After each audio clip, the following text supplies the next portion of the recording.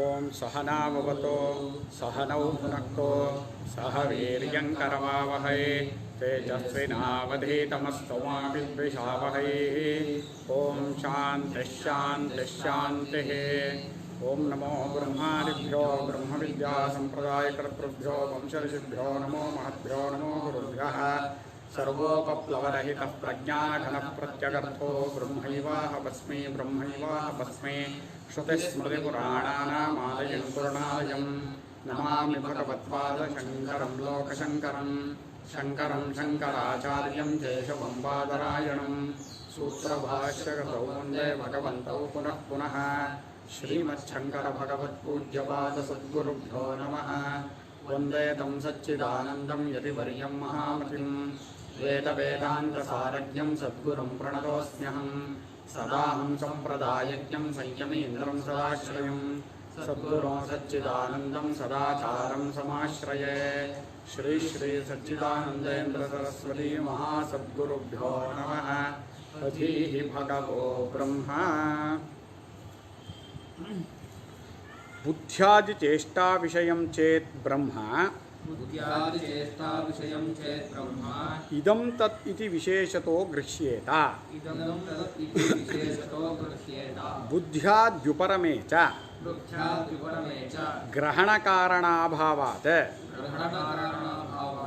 ಅನುಪಲಭ್ಯಮಾನಂ ನಾಸ್ತ್ಯೇವ ಬ್ರಹ್ಮ. ಒಂದು ಪೂರ್ವ ಪಕ್ಷ ತೆಗಿತಾ ಇದ್ದಾರೆ ಶಂಕರಾಚಾರ್ಯರು. ಯಾವತ್ತೂ ನಾನು ಹೇಳಿದ್ದೀನಿ ಒಪ್ಕೊಳ್ಳಿ ಅಂತ ಯಾವತ್ತೂ ಹೇಳಲ್ಲ. ಅವರ ಹೇಳಿದ ವಿಷಯಕ್ಕೆ ಅವರೇ ನಮಗೆ ಗೊತ್ತಿಲ್ಲದೆ ಪ್ರಶ್ನೆಗಳನ್ನು ತೆಗಿತಾರೆ. ನಮಗಷ್ಟೆಲ್ಲ ಓಡೋದೇ ಇಲ್ಲ. ಓ ಇದರಲ್ಲಿ ಈ ಥರದ್ದೆಲ್ಲ ಪ್ರಶ್ನೆ ಬರುತ್ತಾ ಅಂತ ಅವರೇ ಅದಕ್ಕೆ ಪ್ರಶ್ನೆ ತೆಗೆದು ಇಂಥ ಒಂದು ಚಿಂತನೆ ಇಂಥ ಒಂದು ಪ್ರಶ್ನೆ ಮುಂದೆ ಯಾವ ಕಾಲದಲ್ಲೂ ಯಾರಿಗಾದರೂ ಬಂದರೂ ಕೂಡ ಅದು ಅವ್ರಿಗೆ ಕರೆಕ್ಟಾಗಿ ಉತ್ತರ ಹೇಳಬೇಕು ಅಂತ ಸಾರ್ವಕಾಲಿಕ ಸತ್ಯ ವಿಚಾರವನ್ನು ಹೇಳುತ್ತಿರುವ ಶಂಕರಾಚಾರ್ಯರ ಭಾಷ್ಯವೂ ಅಷ್ಟೇ ಸತ್ಯ ಅದು. ಹಾಗಾಗಿ ಅವರು ಪ್ರಶ್ನೆ ಒಂದನ್ನು ಏಳಿಸ್ಕೋತಾರೆ, ಅದಕ್ಕೆ ಉತ್ತರ ಹೇಳ್ತಾರೆ. ನಿನ್ನೆ ದಿನ ಏನಾಗಿತ್ತು ಅಂದರೆ ಬುದ್ಧ್ಯಾದಿ ಮೊದಲಾದ ಚೇಷ್ಟೆಗಳು ಇಲ್ಲದಿರುವಾಗ, ಅಂದರೆ ತತ್ವವನ್ನು ತಿಳ್ಕೊಂಡಾಗ, ತತ್ವಸ್ವರೂಪದಲ್ಲಿ ಒಂದಾದಾಗ, ನಾನು ಯಾವಾಗಲೂ ಸಚ್ಚಿದಾನಂದ ಸ್ವರೂಪನಾದ ಪರಮಾತ್ಮನೇ ಅಂತ ತಿಳ್ಕೊಂಡಾಗ ಇನ್ನು ಬುದ್ಧ್ಯಾದಿಗಳು ಚೇಷ್ಟೆ ಮಾಡುವುದಿಲ್ಲ, ಕೆಲಸ ಮಾಡೋದಿಲ್ಲ.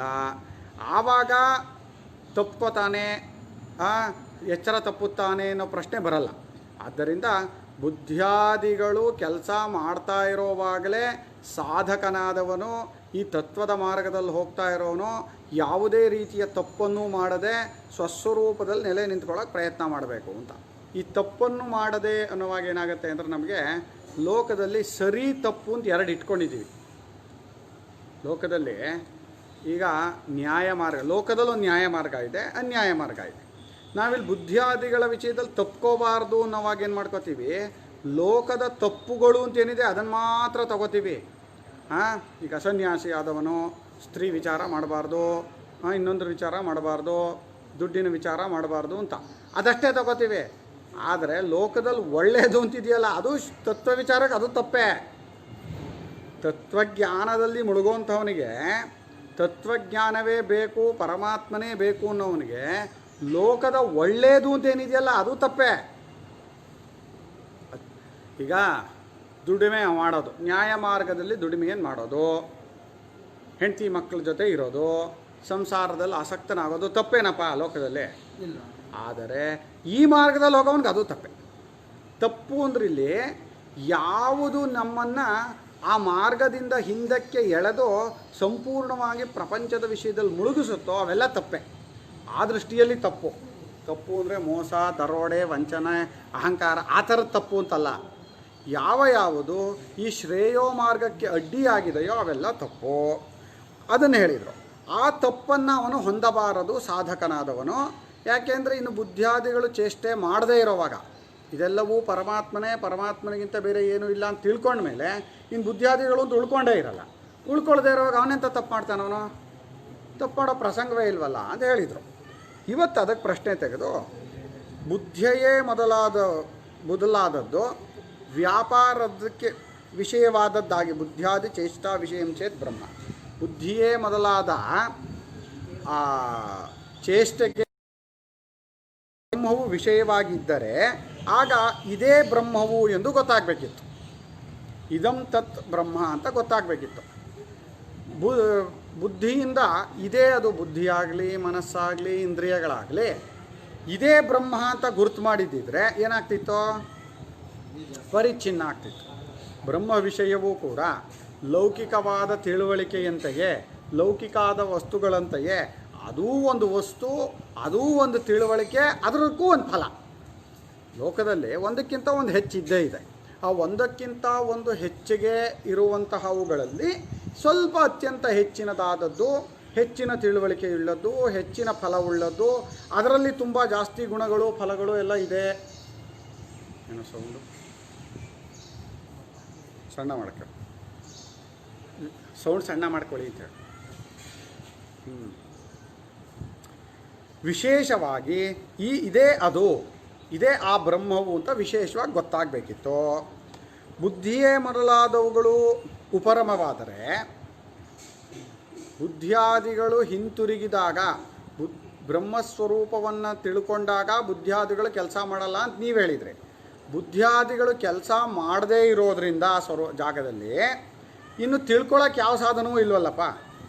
ಲೋಕದಲ್ಲಿ ಯಾವುದಾದರೂ ಒಂದರ ತಿಳುವಳಿಕೆ ನಮಗೆ ಬರಬೇಕು ಅಂದರೆ ಬುದ್ಧಿ, ದೇಹೇಂದ್ರಿಯ ಮನೋಬುದ್ಧಿಗಳೇ ಬೇಕು. ಹೀಗಿರುವಾಗ ಅಲ್ಲಿ ಬುದ್ಧಿಯಾದಿಗಳು ಇಲ್ಲ ಅಂತ ಆದರೆ ಗ್ರಹಣಕ್ಕೆ ಕಾರಣವೇ ಇಲ್ಲ, ತಿಳುವಳಿಕೆಗೆ ಕಾರಣವೇ ಇಲ್ಲ ಅಂತಾದ್ದರಿಂದ ಬ್ರಹ್ಮ ಇಲ್ಲವೇ ಇಲ್ಲ ಅಂತ ಆಗತ್ತಲ್ರಿ. ಕಾಣೋದಿಲ್ಲ ಬ್ರಹ್ಮ, ಕಾಣದೇ ಇರೋದ್ರಿಂದ ಇಲ್ಲ. ಗೊತ್ತಾಗದೇ ಇರೋದು ಇದ್ಬಿಡುತ್ತೇನಪ್ಪ. ಒಂದು ವಸ್ತು ಇದೆ ಅನ್ನೋದಕ್ಕೆ ಏನಪ್ಪ ಪ್ರಮಾಣ ಇದೆ ಅಲ್ವೇನಪ್ಪ? ಯಾವುದು ಕಾಣಿಸ್ತಾ ಇದೆಯೋ, ಯಾವುದು ಕೇಳಿಸ್ತಾ ಇದೆಯೋ, ಯಾವ್ದು ವಾಸನೆಗೆ ಬರ್ತಾ ಇದೆಯೋ, ಯಾವ್ದು ಮನಸ್ಸಿಗೆ ಗೊತ್ತಾಗ್ತಾ ಇದೆಯೋ, ಯಾವ್ದು ಬುದ್ಧಿಯಿಂದ ಇದು ಇಂಥದ್ದು ಅಂತ ಗೊತ್ತಾಗ್ತಾ ಇದೆಯೋ ಅದನ್ನು ಮಾತ್ರ ಇದೆ ಅಂತ ಹೇಳ್ಬೋದೇ ಹೊರತು ನೀವೇನು ಹೇಳ್ತಾ ಇದ್ದೀರಿ? ಬುದ್ಧಿಯಾದಿಗಳು ಕೆಲಸ ಮಾಡ್ತಾ ಇಲ್ಲ. ಆ ಸ್ವಸ್ವರೂಪವನ್ನು ತಿಳ್ಕೊಂಡಾಗ ಇನ್ನು ಬುದ್ಧಿಯಾದಿಗಳು ಕೆಲಸ ಮಾಡಲ್ಲ ಅಂದರು. ಬುದ್ಧಿಯಾದಿಗಳು ಕೆಲಸ ಮಾಡದೇ ಇರೋವಾಗ ಅಲ್ಲಿ ಸಮಾಧಿ ಆದಾಗ ಸಮಾಧಿ ಅಂದರು, ಅದಕ್ಕೆ ಹೆಸರು. ಇನ್ನು ಅವ್ನು ತಪ್ಕೊಳ್ಳಲ್ಲ ಅನ್ನೋದೆಲ್ಲ ಹೊಂದಲ್ಲ. ಅದರಿಂದ ಬುದ್ಧಿಯಾದಿಗಳು ಕೆಲಸ ಮಾಡೋವಾಗ ಹೇಳೋ ವಿಚಾರ ಅಂದರೆ ನಾವು ಹೇಳ್ತಾ ಇದ್ದೀವಿ ಬುದ್ಧಿಯಾದಿಗಳಲ್ಲಿ ಕೆಲಸ ಮಾಡಲ್ಲ ಅಂದರೆ ಅಲ್ಲಿ ತಿಳ್ಕೊಳ್ಳೋಕ್ಕೇನೂ ಇಲ್ಲ, ಅಲ್ಲಿ ವಸ್ತುನೇ ಇಲ್ಲ. ಅಲ್ಲಿ ನೀವು ಇಲ್ಲದೇ ಇರೋದನ್ನು ಅದು ಗೊತ್ತಾಯಿತು ಅಂತ ಇದ್ದೀರಿ ನೀವು. ಆಗಿದೆ ಈ ಜಾಗದಲ್ಲಿ ಎಷ್ಟು ತಪ್ಕೊಂಡ್ಬಿಡ್ತೀವಿ ಅಂದರೆ ಇದು ಹೌದು ಅನಿಸುತ್ತೆ. ನಮ್ಮ ಸಾಮಾನ್ಯವಾಗಿ ಲೌಕಿಕವಾಗಿ ನಾವು ವಿಚಾರ ಮಾಡೋವಾಗ ಇದನ್ನು ಹೌದಲ್ವಾ, ಕರೆಕ್ಟಾಗಿದೆಯಲ್ಲ ಇವ್ರು ಹೇಳ್ತಾ ಇರೋದು ಅಂತ ಅನಿಸ್ಬಿಡುತ್ತೆ. ಆದರೆ ತತ್ವವನ್ನು ಅವ್ರು ಏನು ಹೇಳ್ತಾ ಇದ್ದಾರೆ, ಬುದ್ಧಿಯಾದಿಗಳು ಕೂಡ ಯಾವುದ ಅರಿವಿನಿಂದಲೇ ಕೆಲಸ ಮಾಡ್ತಾ ಇದೆಯೋ, ಬುದ್ಧಿಯ ಇರುವಿಕೆ ಇಲ್ಲದಿರುವಿಕೆಗೆ ಯಾವನು ಸಾಕ್ಷಿಯಾಗಿದ್ದಾನೋ ಆ ಸಾಕ್ಷಿ ಸ್ವರೂಪನಾದ ಆತ್ಮನನ್ನು ಅರ್ಥಕೊಳ್ಳೋಕೆ ಬುದ್ಧಿ ಬೇಕಾಗಿಲ್ಲ ಅಂತ ಹೇಳ್ತಾ ಇರೋದು. ಬುದ್ಧಿಯಿಂದ ಅರ್ಥ ಮಾಡಿಕೊಳ್ಳುವ ಲೌಕಿಕ ವಿಷಯವೂ ಅಲ್ಲವೇ ಅಲ್ಲ ಅದು. ಅದು ಬುದ್ಧಿಯಿಂದ ಮುಂದಕ್ಕೆ ಬಿದ್ದಿರುವ ಆಬ್ಜೆಕ್ಟ್ ಆಗಿರುವಂಥ ವಿಷಯವೇ ಅಲ್ಲ ಅದು. ಅದೆಲ್ಲದಕ್ಕೂ ಸಬ್ಜೆಕ್ಟು, ಆಧಾರ, ಅದನ್ನು ಸಾಕ್ಷಿಯಾಗಿ ನೋಡ್ತಾ ಇರೋದು. ಆ ದೃಷ್ಟಿಯಲ್ಲಿ ಅಲ್ಲಿ ಬುದ್ಧಿಯಾದಿಗಳು ಕೆಲಸ ಮಾಡಲ್ಲ ಅಂದಿದ್ದು. ಇವನು ಅದು ಕಾಣಲಿಲ್ಲ ಅಂದರೆ, ಬುದ್ಧಿಗೆ ವಿಷಯವಾಗಲಿಲ್ಲ ಅಂದರೆ ಅದು ಇಲ್ಲವೇ ಇಲ್ಲ. ಅನುಪಲಭ್ಯಮಾನಂ ಬ್ರಹ್ಮ ನಾಸ್ತ್ಯೇವ, ಅದು ಇಲ್ಲವೇ ಇಲ್ಲ ಅಂತ ಆಗುತ್ತೆ. ಯದ್ಧಿ ಕರಣಗೋಚರಂ ತದಸ್ತಿ ಇತಿ ಪ್ರಸಿದ್ಧಂ ಲೋಕೆ ವಿಪರೀತಂಚ ಅಸತಿತಿ. ಯಾವುದು ಇಂದ್ರಿಯಗಳಿಗೆ ವಿಷಯವಾಗಿದೆಯೋ ಅದನ್ನು ಮಾತ್ರ ನಾವು ಲೋಕದಲ್ಲಿ ಇದೆ ಅಂತೀವಿ. ಆದರೆ ಯಾವುದು ಇಂದ್ರಿಯಗಳಿಗೆ ಅಗೋಚರವೋ, ಇಂದ್ರಿಯಗಳಿಗೆ ಗೋಚರವಲ್ಲವೋ, ಇಂದ್ರಿಯಗಳಿಗೆ ವಿಷಯವಾಗಿಲ್ಲವೋ, ಗೋಚರ ಅನ್ನೋ ಶಬ್ದವೇ ಗಾವಃ ಚರಂತಿ ಅಸ್ಮಿನ್ನಿತಿ ಗೋಚರಃ ಅಸ್ಮಾಸು ಅಲ್ಲ ಯೇಷು ಗಾವಃ ಚರಂತಿ ಯೇಷು, ಯಾವಗಳಲ್ಲಿ ಇಂದ್ರಿಯಗಳು ಹೋಗಿ ಕೆಲಸ ಮಾಡುತ್ತವೋ ಆ ವಿಷಯಗಳಿಗೆ ಗೋಚರ ಅಂತ ಹೆಸರು. ಗಾವಹ ಅಂದರೆ ಇಂದ್ರಿಯಗಳು ಅಂತ. ಇಂದ್ರಿಯಗಳಿಗೆ ಗಾವಹ ಅಂತ ಹೇಳ್ತೀವಿ, ಹಸುಗಳಿಗೂ ಗಾವಹ ಅಂತ ಹೇಳ್ತೀವಿ. ಇಲ್ಲಿ ಇಂದ್ರಿಯಗಳು ಯಾವುದನ್ನು ವಿಷಯ ಮಾಡಿಕೊಂಡಿದೆಯೋ ಆ ವಿಷಯಗಳಿಗೆ ಗೋಚರ ಅಂತ ಹೆಸರು. ಅದು ಇಂದ್ರಿಯಗಳಿಗೆ ವಿಷಯವಾಗಿದ್ದರೆ, ಗೋಚರವಾಗಿದ್ದರೆ ಆಗ ಅದನ್ನು ಇದೆ ಅಂತೀವಿ. ಇಂದ್ರಿಯಗಳಿಗೆ ವಿಷಯವಲ್ಲ ಅಂದರೆ ಅಲ್ಲ ಅಂತೀವಿ, ಇಲ್ಲ ಅಂತೀವಿ. ಹಾಗೆ ತಾನೇ ಲೋಕದಲ್ಲಿ ಪ್ರಸಿದ್ಧ. ಆದರೆ ಈಗೊಂದು ಪ್ರಶ್ನೆ ಎದ್ಕೋಬೇಕು. ನಾವು ಪ್ರಶ್ನೆ ಮಾಡುವ ಸ್ವಭಾವವನ್ನು ಏಳಿಸ್ಕೊಂಡೇ ಇಲ್ಲ. ಈ ಮುಸಲ್ಮಾನ ಮತ್ತು ಕ್ರಿಶ್ಚಿಯನ್ರ ಕಾಲ ಆದಮೇಲೆ ಅವ್ರ ಕೆಲ ಹೊಡೆಸ್ಕೊಂಡು ಬಿಡಿಸ್ಕೊಂಡು ಕೋಲೆ ಬಸವ ಆಗ್ಬಿಟ್ಟಿದ್ದೀವಿ. ಪ್ರಶ್ನೆ ಮಾಡೋವಂಥ ಸ್ವಭಾವ ಏನಾಗಬೇಕು? ಅವರೆಲ್ಲ ಪ್ರಶ್ನೆ ಮಾಡೋಕ್ಕೆ ಬಿಡ್ತಿರ್ಲಿಲ್ವಲ್ಲ, ಅವ್ರು ಹೇಳಿದ್ದು ಕೇಳಬೇಕಿತ್ತಲ್ಲ. ನಮ್ಮ ಇವನು ಹೇಳ್ತಾ ಇದ್ದಾನೆ, ಅವನು ಹೇಳ್ತಾ ಇದ್ದಾನೆ, ನಮ್ಮ ಹೇಳಿದ್ದೆ ಸರಿ, ನೀವು ಹೇಳಿದ್ದು ಕೇಳಬೇಕು ಅನ್ನೋದನ್ನು ಕಲಿಸ್ಬಿಟ್ಟಿದ್ರು ನಮಗೆ. ಅದು ರಕ್ತದಲ್ಲಿ ಊಡೋಗ್ಬಿಟ್ಟಿದೆ. ಈಗ ಪ್ರಶ್ನೆ ಮಾಡಬೇಕು. ಇಂದ್ರಿಯಗಳಿಗೆ ಗೋಚರವಾದ ವಸ್ತುಗಳು ಇವೆ, ಇಲ್ಲ ಅಂದರೆ ಇಲ್ಲ ಅಂತಿರಲ್ಲಪ್ಪ. ಇಂದ್ರಿಯಗಳು ಯಾವುದಕ್ಕೆ ವಿಷಯವಾಗಿವೆ? ಈ ಇಂದ್ರಿಯಗಳನ್ನು ಬೆಳಗುವಂತಹ ಇಂದ್ರಿಯಗಳು ಯಾವುದು? ಪ್ರಶ್ನೆ ಮಾಡಬೇಕಿತ್ತು. ಕರೆಕ್ಟ್ ಅಲ್ವಾ ಅನ್ಸುತ್ತಿದ್ದು? ನಾವು ಯಾವ್ದು ಲೋಕದಲ್ಲಿ ಅಂತ ಇದ್ದೀವೋ ಅದೆಲ್ಲ ಇದೆ ಅಂತಾಗಲಿ ಇಲ್ಲ ಅಂತಾಗಲಿ ಹೇಳ್ತಾ ಇರೋದು ಇಂದ್ರಿಯದಿಂದಲೇ. ಓಕೆ, ಒಪ್ಕೋತೀನಪ್ಪ. ಆದರೆ ಇಂದ್ರಿಯಗಳು ಇದೆಯೋ ಇಲ್ವೋ ಅದು ಯಾಕೆ ಗೊತ್ತಾಯ್ತು ನಿಮಗೆ? ನೀನು ಪ್ರತಿಯೊಂದು ವಸ್ತುವು ಇಂದ್ರಿಯಕ್ಕೆ ಗೋಚರವಾದ್ರೆ ಮಾತ್ರ ಇದೆ ಅಂತಾನೆ ನೀನು ಹೇಳಿದ್ದು. ಆದರೆ ಇಂದ್ರಿಯವನ್ನು ನೀನು ಯಾವ ಇಂದ್ರಿಯದಿಂದ, ಕಣ್ಣನ್ನು ಯಾವ ಕಣ್ಣಿನಿಂದ ನೋಡಿದೆ, ಕಿವಿಯನ್ನು ಯಾವ ಕಿವಿಯಿಂದ ಕೇಳಿಸ್ಕೊಂಡೆ, ಮೂಗಿನ ವಾಸನೆಯನ್ನು ಯಾವ ಮೂಗಿನಿಂದ ನೋಡಿದೆ, ಹೌದಾನೆ?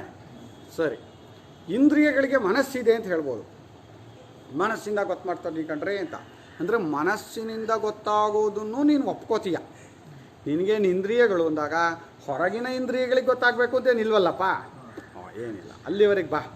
ಸರಿ, ಮನಸ್ಸಿದೆ ಅಂತ ಯಾವುದರಿಂದ ಗೊತ್ತಾಗ್ತಾ ಇದೆ? ಮನಸ್ಸಿಗೆ ಸ್ವತಃ ಗೊತ್ತಾಗುತ್ತೆ. ಮನಸ್ಸನ್ನೇ ಅರಿಯುತ್ತೆ ಅಂತ ಇಟ್ಕೊಳ್ಳೋದಾದರೆ, ಅಂದರೆ ಮನಸ್ಸಿಗೆ ಸ್ವತಃ ಅರಿವಿದೆ ಅಂತ ನೀನು ಒಪ್ಕೊಂಬಿಟ್ಟಿದೀಯ. ಮನಸ್ಸಿಗೆ ಸ್ವತಃ ಅರಿವಿದ್ದಿದ್ರೆ ಬುದ್ಧಿ ಯಾಕಬೇಕಿತ್ತು? ಮನಸ್ಸು ಬುದ್ಧಿ ಅಂತ ಎರಡು ಹೇಳ್ತೀವೋ ಇಲ್ವೋ? ಆಮೇಲೆ ಲೋಕದಲ್ಲಿ ನಾವು ಮನಸ್ಸು ಅನ್ನೋವಾಗ ಆಲೋಚನೆ ಮಾಡೋದು ಅಂತಲೋ ಮತ್ತು ಸುಖ ದುಃಖಾದಿಗಳನ್ನು ಅನುಭವಿಸೋದು ಅಂತಲೋ ಬುದ್ಧಿಯೇ ತಿಳ್ಕೊಳ್ಳೋದು ಅಂತಲೂ ಲೋಕದಲ್ಲಿ ಗೊತ್ತಿದೆ. ಮನಸ್ಸೇ ತಿಳ್ಕೊಳ್ಳುತ್ತೆ ಅಂತ ಯಾರೂ ಹೇಳ್ತಾ ಇಲ್ಲ.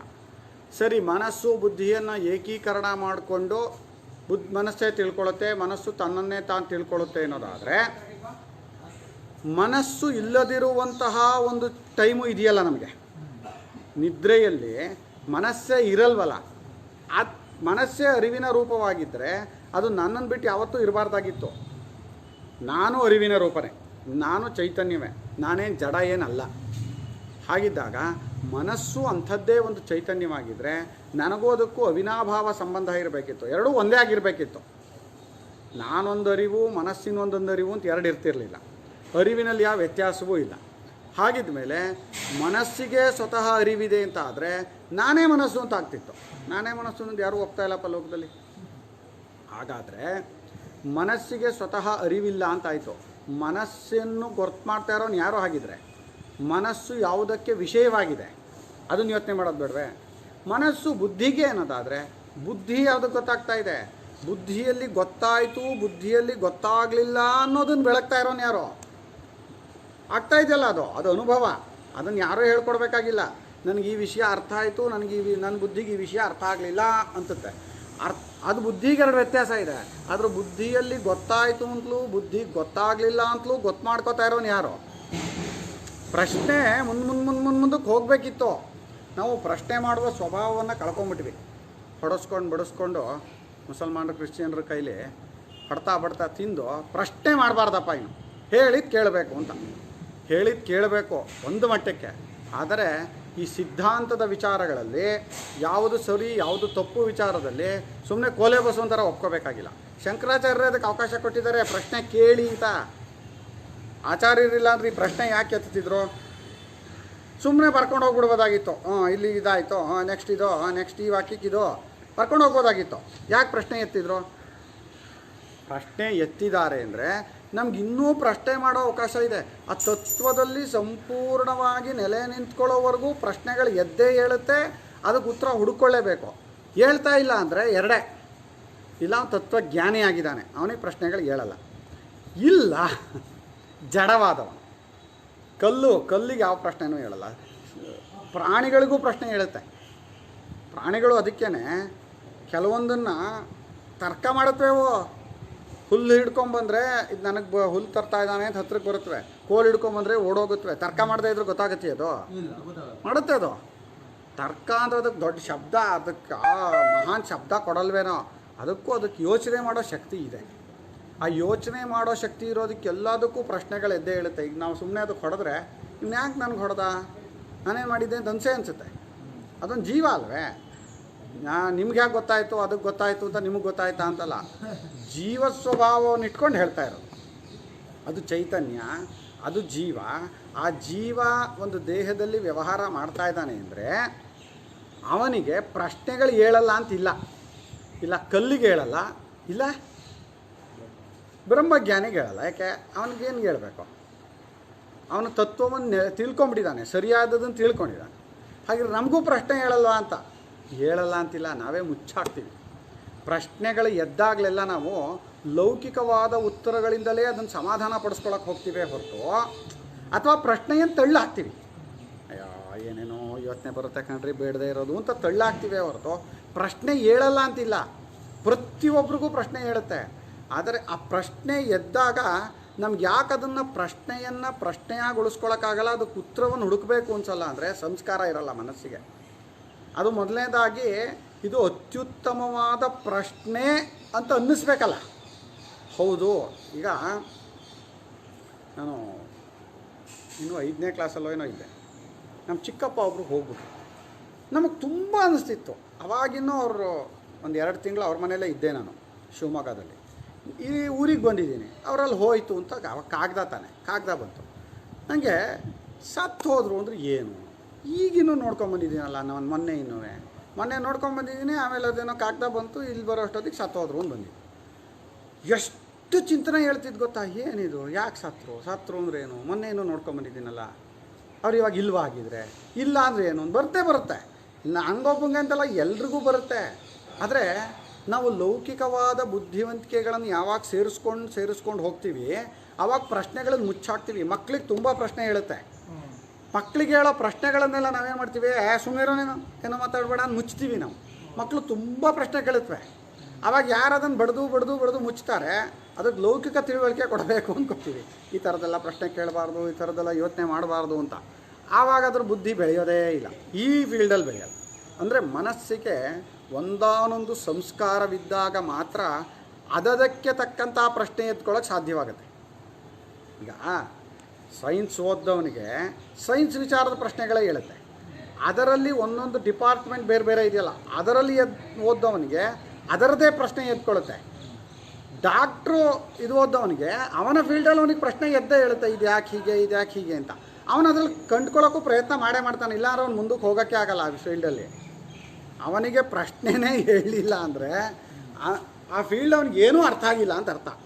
ಯಾಕೆಂದರೆ ಯಾವುದೇ ಒಂದು ಕ್ಷೇತ್ರದಲ್ಲಿ ನುಗ್ಗಿದಾಗ ನಾವು, ಅದು ಪ್ರತಿಯೊಂದು ಕ್ಷೇತ್ರವೂ ದೊಡ್ಡ ವಿಶಾಲ ಕ್ಷೇತ್ರವೇ, ಅದು ಸಮುದ್ರ ಥರನೇ. ಅದು ನೀವು ಒಂದೊಂದರಲ್ಲೂ ಇದ್ಯಾಕೆ ಹೀಗೆ ಅಂತ ಒಂದೊಂದಕ್ಕೂ ಇವತ್ತು ಸೈನ್ಸ್ನವ್ರು ಎಷ್ಟಕ್ಕೆ ಉತ್ತರನೇ ಕಂಡುಕೊಳ್ಳೋಕ್ಕಾಗಿಲ್ಲ.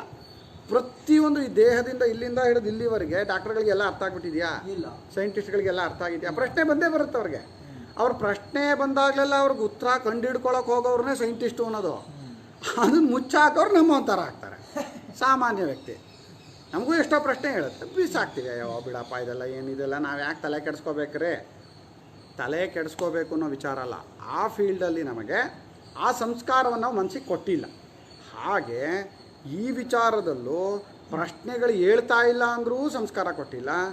ಪ್ರಶ್ನೆಗಳು ಎದ್ದಾಗ ಮುಚ್ಚಾಕ್ತಾ ಇದ್ದೀವಿ ಅಂದರೆ ಸಂಸ್ಕಾರವನ್ನು ನಾಶ ಮಾಡ್ತಾ ಇದ್ದೀವಿ ಅಂತ. ಸಂಸ್ಕಾರವನ್ನು ನಾಶ ಮಾಡಬಾರ್ದು. ಪ್ರಶ್ನೆ ಹೇಳೋದಕ್ಕೆ ನಮ್ಮ ಶ್ರುತಿಗಳಲ್ಲಿ ಎಷ್ಟೆಷ್ಟು ಅವಕಾಶ ಇದೆ. ಎಲ್ಲ ಕಡೆಯಲ್ಲೂ ನೋಡಿ, ಒಬ್ಬ ಶಿಷ್ಯ ಪ್ರಶ್ನೆ ಕೇಳಿದ, ಅದು ಗುರುಗಳು ಉತ್ತರ ಹೇಳಿದ್ರು ಅಂತಲೇ ಇದೆಯೇ ಹೊರತು ಯಾವ ಶಿಷ್ಯರು ಏನೂ ಪ್ರಶ್ನೆ ಕೇಳಲಿಲ್ಲ, ಗುರುಗಳು ತನ್ನ ಪಾಡಿಗೆ ತಾನು ಹೇಳ್ಕೊಂಡು ಹೋದ್ರು ಅಂತ ಎಲ್ಲೂ ಇಲ್ಲ. ಏಕೆ? ಪ್ರಶ್ನೆ ಕೇಳೋ ಸ್ವಭಾವ ನಮಗೆ ಬೆಳೆಸ್ಬೇಕು. ಅದು ಏನು, ಅದು ಯಾಕೆ ಅಂತ ಬರಿಬೇಕು. ಅದನ್ನು ಯಾವಾಗ ಮುಚ್ಚಾಕ್ತೀವಿ ನೋಡಿ, ಎಷ್ಟು ಚೆನ್ನಾಗಿದೆ ಅಂದರೆ ಜಾಗ. ಅವನು ಸಹಜವಾಗಿ ಪ್ರಶ್ನೆ ಹೇಳುತ್ತೆ, ನೀವು ಬ್ರಹ್ಮವು ಇಂದ್ರಿಯಗಳಿಗೆ ಗೋಚರವಲ್ಲ ಅನ್ನೋದಾದರೆ ಅದಿಲ್ಲ ಅನ್ಕೋಬೇಕಾಗತ್ತಲ್ರಿ ನಾವು. ಇಲ್ಲದೇ ಇರೋದನ್ನು ನೀವು ತಿಳ್ಸೋಕೆ ಹೊರಟಿದ್ದೀರೋ ಅಂತ. ಇಂದ್ರಿಯಗಳಿಗೆ ಗೋಚರವಲ್ಲ ಅನ್ನೋವಾಗ ಅದೊಂದು ಉಪದೇಶ ಅಂತ ಗೊತ್ತಾಗಲಿಲ್ಲ. ಹೇಳ್ತಾ ಇರ್ತೀನಲ್ಲ, ಆಕಾಶವನ್ನು ಕೈಯಲ್ಲಿ ಹಿಡ್ಕೊಳಕ್ಕಾಗಲ್ಲ, ಮುಟ್ಟಕ್ಕಾಗಲ್ಲ, ಒಂದು ಇದರೊಳಕ್ಕೇನು ತುಂಬಕ್ಕಾಗಲ್ಲ ಅಂದರೆ ಆಕಾಶದ ಬಗ್ಗೆ ನಂಗೆ ತಿಳಿಸೋಕ್ಕಾಗ್ತಾ ಇಲ್ಲ ಅಂತಲ್ಲ, ಅದೇ ತಿಳಿಸ್ತಾ ಇರೋ ಕ್ರಮ. ಆಕಾಶ ಅಂದ್ರೆ ಏನು ಅಂತ ತಿಳಿಸ್ಬೇಕು ಅನ್ನೋದಾದರೆ ಆಕಾಶವನ್ನು ಮುಟ್ಟಕ್ಕಾಗಲ್ಲ, ಮೂಸಕ್ಕಾಗಲ್ಲ ಅಂತ ತಿಳಿಸ್ತಾ ಇದ್ದೀನಿ. ಅದು ನನ್ನ ಅಸಾಮರ್ಥ್ಯ ಅಲ್ಲ, ಅದೇ ಅದಕ್ಕೆ ಉಪದೇಶ. ಹೇಗೋ ಹಾಗೆ ಈ ತತ್ವವನ್ನು ತಿಳ್ಕೊಳ್ಳೋದಕ್ಕೂ ಇದೇ ಉಪದೇಶ. ಪರಮಾತ್ಮನು ಸರ್ವಸಾಕ್ಷಿಯಾಗಿದ್ದಾನೆ, ಇಂದ್ರಿಯಾದಿಗಳಿಗೂ ಸಾಕ್ಷಿಯಾಗಿದ್ದಾನೆ.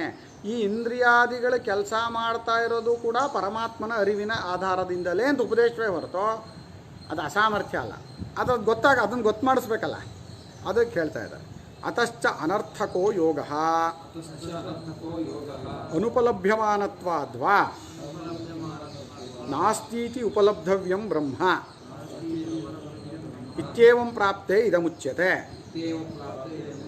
ಹಾಂ, ಆದ್ದರಿಂದ ಇದರಲ್ಲಿ ಈಗ ಎರಡು ಬರುತ್ತೆ. ನೀವು ಯೋಗ ಹೇಳಿದ್ರಲ್ಲ, ಎಂಥದೋ ತಾಂ ಯೋಗಮಿತಿ ಮನ್ಯಂತೆ ಸ್ಥಿರಾಮಿಂದ್ರಿಯ ಧಾರಣಾಂ ಅಪ್ರಮತ್ತಸ್ತದಾ ಭವತಿ ಯೋಗೋ ಹಿ ಪ್ರಭವಾಪ್ಯಯೌ ಅಂತ ಇಂದ್ರಿಯಗಳನ್ನು ಸ್ಥಿರವಾಗಿ ಧರಿಸುವುದು. ಸ್ಥಿರವಾಗಿ ಧರಿಸುವುದು ಅಂದರೆ ಇಂದ್ರಿಯಗಳು ಮನಸ್ಸಿನಿಂದೊಡಗೂಡಿ ಬುದ್ಧಿಯಿಂದೊಡಗೂಡಿ ಸ್ಥಿರ ಸ್ವರೂಪನಾದ ಪರಮಾತ್ಮನಲ್ಲಿ ಮುಳುಗೋದು. ಅಂದರೆ ಪರಮಾತ್ಮನಿಗಿಂತ ಯಾವುದು ಬೇರೆಯಾಗಿಲ್ಲ ಅಂತ ತಿಳ್ಕೊಳ್ಳೋದು, ಅದು ಫಲ. ಶುರುವಿನಲ್ಲಿ ನಾನು ಸಾಧಕ ಅಂತಲೇ ಇಟ್ಕೊಂಡು ನಾನು ಸಾಧನೆ ಮಾಡೋನೇ ಅಂತಲೇ ಇಟ್ಕೊಂಡಾಗ ಈ ಅಸ್ಥಿರವಾದ ವಿಷಯಗಳನ್ನು ಬಿಟ್ಟು ಮನಸ್ಸಿಗೆ ಸ್ಥಿರ ಸ್ವಭಾವದ ಪರಮಾತ್ಮನ ಚಿಂತನೆಯನ್ನು ಹಚ್ಚೋದು. ಇನ್ನೂ ಇದಕ್ಕೆ ಬಂದರೆ ಚಿಂತನೆ ಹಚ್ಕೊಳ್ಳೋಕ್ಕೂ ಕಷ್ಟ ಆಗ್ತಾ ಇದೆ. ಅಂದರೆ ಇಂದ್ರಿಯಗಳಿಗೇನೆ ಒಂದು ಯಾವುದೋ ಒಂದು ರೂಪವನ್ನು ಕೊಟ್ಟು ಆ ಪರಮಾತ್ಮನ ರೂಪ ಅದು ಸ್ಥಿರವಾದದ್ದು ಶಾಶ್ವತವಾದದ್ದು ಅಂತ ಕೊಟ್ಕೊಂಡೇ ಹೋಗ್ತೀವಿ. ನಾವು ಯಾವ ರಾಮಕೃಷ್ಣಾದಿ ರೂಪಗಳನ್ನು ನೋಡ್ತೀವಿ, ಕಣ್ಣಿಗೆ ತೋರಿಸೋವಾಗ್ಲೇ ಅದು ಅಸ್ಥಿರ, ಅದು ನಾಶವಾಗುತ್ತೆ, ಅದು ಪರಮಾತ್ಮನ ರೂಪ ಅಲ್ಲ ಅಂತ ಹೇಳ್ತೀವ. ಅವನ ಎಲ್ಲ ಪರಮಾತ್ಮನ ಎಲ್ಲ ಗುಣವನ್ನು ಒಂದು ರೂಪದಲ್ಲಿ ನೋಡೋಕ್ಕೆ ಪ್ರಯತ್ನ ಮಾಡ್ತೀವಿ, ಒಂದು ಶಬ್ದದಲ್ಲಿಯೇ ಪರಮಾತ್ಮನ ಗುಣವನ್ನೆಲ್ಲ ನೋಡೋಕ್ಕೆ ಪ್ರಯತ್ನ ಮಾಡ್ತೀವಿ. ಅದು ಇಂದ್ರಿಯದಿಂದ ಶುರುವಾಯಿತು. ಇನ್ನು ಮನಸ್ಸಿನಲ್ಲಿ ಆಮೇಲೆ ಪರಮಾತ್ಮನ ಗುಣನಾಮಸ್ಮರಣೆಗಳನ್ನು, ಗುಣಸ್ಮರಣೆ, ನಾಮಸ್ಮರಣೆ, ರೂಪಸ್ಮರಣೆಗಳನ್ನು ಮತ್ತೆ ಮತ್ತೆ ಪರಮಾತ್ಮನ ವ್ಯಾಪಕತ್ವದ ವಿಚಾರವನ್ನು ಶಾಸ್ತ್ರದಲ್ಲಿ ಹೇಳಿದೆ, ಅದನ್ನು ಮತ್ತೆ ಮತ್ತೆ ಮತ್ತೆ ಮತ್ತೆ ಚಿಂತನೆ ಮಾಡ್ತಾ ಇರೋದು. ಆಗ ಮನಸ್ಸಿನಲ್ಲಿ ಯಾವಾಗ ಹೆಚ್ಚು ಚಿಂತನೆ ಅದರ ಬಗ್ಗೆ ಶುರುವಾಗುತ್ತೆ, ಇಂದ್ರಿಯಗಳು ಮನಸ್ಸಿಗೆ ಅಧೀನ ಅಲ್ವಾ, ಆ ಕೆಲಸ ಏನು ಮಾಡಲ್ಲ. ಇಂದ್ರಿಯಗಳು ತಮ್ಮ ಸ್ವಾತಂತ್ರ್ಯದಿಂದ ಏನೂ ಮಾಡಲ್ಲ, ಅವು ಮತ್ತೆ ಮನಸ್ಸಿಗೆ ಬರುತ್ತವೆ. ಇನ್ನು ಮನಸ್ಸು ನಿಶ್ಚಯ ಇಷ್ಟು ಸಲ ಚಿಂತನೆ ಮಾಡಿದ ಮೇಲೆ ನಿಶ್ಚಯವಾಗೋದು ಅದಕ್ಕೆ ತಕ್ಕಂತೆ ಅಲ್ವಾ. ಹಾಗಾಗಿ ಬುದ್ಧಿಯಲ್ಲೂ ಅದೇ ನಿಶ್ಚಯವಾಗುತ್ತೆ. ಅದು ಮೇಲ್ಮಟ್ಟದ್ದು. ಶುರು ಇರಲಿಲ್ಲ ತಾನೆ. ಅದರಿಂದ ಆ ಇಂದ್ರಿಯ ಧಾರಣೆಯನ್ನು, ಸ್ಥಿರವಾದ ಸ್ವರೂಪದಲ್ಲಿ ಇಂದ್ರಿಯಗಳನ್ನು ಧರಿಸುವುದನ್ನು ಅಥವಾ ಇಂದ್ರಿಯಗಳನ್ನು ಸ್ಥಿರವಾಗಿ ಧರಿಸೋದನ್ನು. ನೀನು ನಮ್ಮ ಇಂದ್ರಿಯಗಳು ಸ್ಥಿರವಾಗಿ ಧರಿಸಿಲ್ಲ. ಒಂದೊಂದು ಸಲ ಒಂದೊಂದು ನೋಡ್ತೀವಿ, ಒಂದೊಂದು ಸಲ ಒಂದೊಂದು ಕೇಳ್ತೀವಿ, ಒಂದರಲ್ಲೂ ಇದನ್ನೇ ಪಟ್ಟಿಡಿದು ಮಾಡ್ತಾಯಿಲ್ಲ. ಆದರೆ ಪ್ರತಿಯೊಂದು ಕ್ಷೇತ್ರದಲ್ಲಿಯೂ ಉತ್ತಮ ಸಾಧನೆ ಮಾಡಿದ್ದಾರೆ ನೋಡಿ. ಅವರು ಅದೊಂದನ್ನೇ ಹೆಚ್ಚೊತ್ತು ಮಾಡಿರ್ತಾರೆ. ಈಗ ಸಂಗೀತ ಕ್ಷೇತ್ರದಲ್ಲಿ, ಈಗ ಭೀಮಸೇನ್ ಜೋಶಿ ಬಗ್ಗೆ ನೀವು ಹೇಳಿದ್ರಲ್ಲ ಅವತ್ತು, ಅವರು 10 ವರ್ಷ ಒಂದೇ ರಾಗದ ಮೇಲೆ ಕೆಲಸ ಮಾಡಿರೋದು. ಒಂದು ರಾಗದ ಮೇಲೆ ಅದನ್ನು ಹಿಡಿದು ಅದನ್ನು ಹಿಡಿದ ಮೇಲೆ ಉಳಿದಿದ್ದೆಲ್ಲವೂ ಅದಕ್ಕೆ ತಕ್ಕಂತೆ ಜೋಡಿಸ್ಕೊಂಡು ಹೋಗುತ್ತೆ ಹೊರತು ಮೊದಲು ಒಂದನ್ನು ಹಿಡ್ಕೊ ಅಂತ. ಹಾಗೆ ಒಂದರ ಬಗ್ಗೆ ನನಗೆ ನಿಶ್ಚಿತ ಬರಬೇಕು. ಹಾಂ, 1 ವರ್ಷ 10 ವರ್ಷ 1 ವರ್ಷ 10 ವರ್ಷದಲ್ಲಿ 10 ರಾಗ ಕಲ್ತ್ಕೊಂಡಿರೋದು. ಆಮೇಲಿಂದು ತನಗೆ ತಾನಾಗಿ ಬರೋಕ್ಕೆ ಶುರುವಾಗುತ್ತೆ ಹೊರತು ಎಲ್ಲವನ್ನೂ ಪ್ರಯತ್ನಪೂರ್ವಕವಾಗೇ ಕಲಿಬೇಕಾಗಿಲ್ಲ. ಆದರೆ ಯಾವುದೋ ಒಂದು ಸ್ವಲ್ಪ ವರ್ಷಗಳ ಕಾಲ ಒಂದರ ಬಗ್ಗೆ ಪ್ರಯತ್ನ ಮಾಡಬೇಕು. ಆ ಒಂದಕ್ಕೆ ನಿಲ್ಲಿಸೋದು ಅನ್ನೋದು ಪ್ರತಿಯೊಂದು ಕ್ಷೇತ್ರದಲ್ಲಿಯೂ ಇದ್ದೇ ಇದೆ. ಇಲ್ಲಾಂದ್ರೆ ಆ ಕ್ಷೇತ್ರದ ಅವ್ನು ಸಾಧನೆ ಮಾಡೋಕ್ಕಾಗಲ್ಲ. ಒಂದು 120 ಇಟ್ಕೊಂಡು ಏನು ಸಾಧನೆ ಮಾಡ್ತಾನೆ?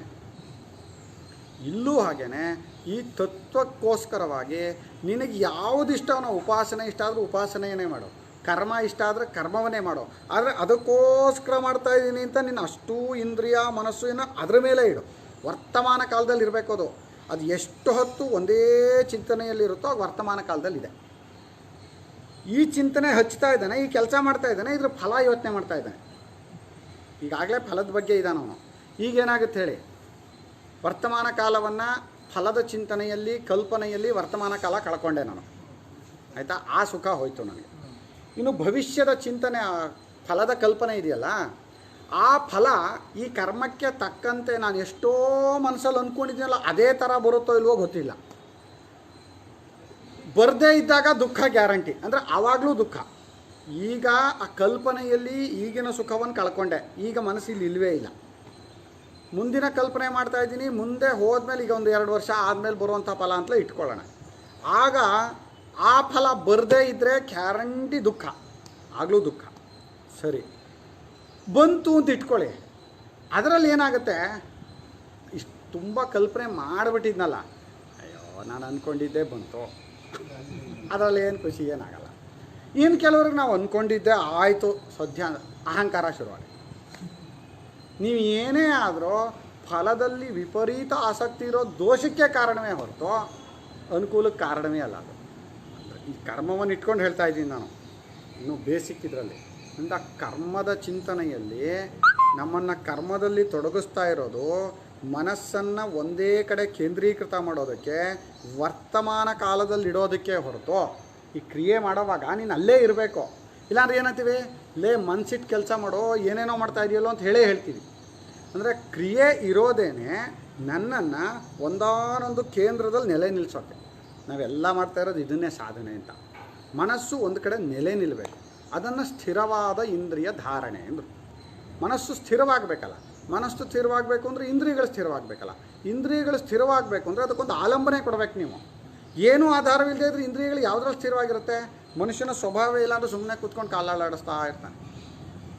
ಸುಮ್ಮನೆ ಕಾಲಾಡಿಸ್ತೀಯಾ? ಒಂದಷ್ಟು ರಾಮ ಮಂದಿರವನ್ನು ಗುರುಮಂದಿರವನ್ನು ಪ್ರದಕ್ಷಿಣೆ ಮಾಡು. ಸುಮ್ಮನೆ ಕೂತ್ಕೊಂಡು ಕಾಲಾಡಿಸೋದಕ್ಕಿಂತ ಒಂದು 50 ಪ್ರದಕ್ಷಿಣೆ ಮಾಡೋ.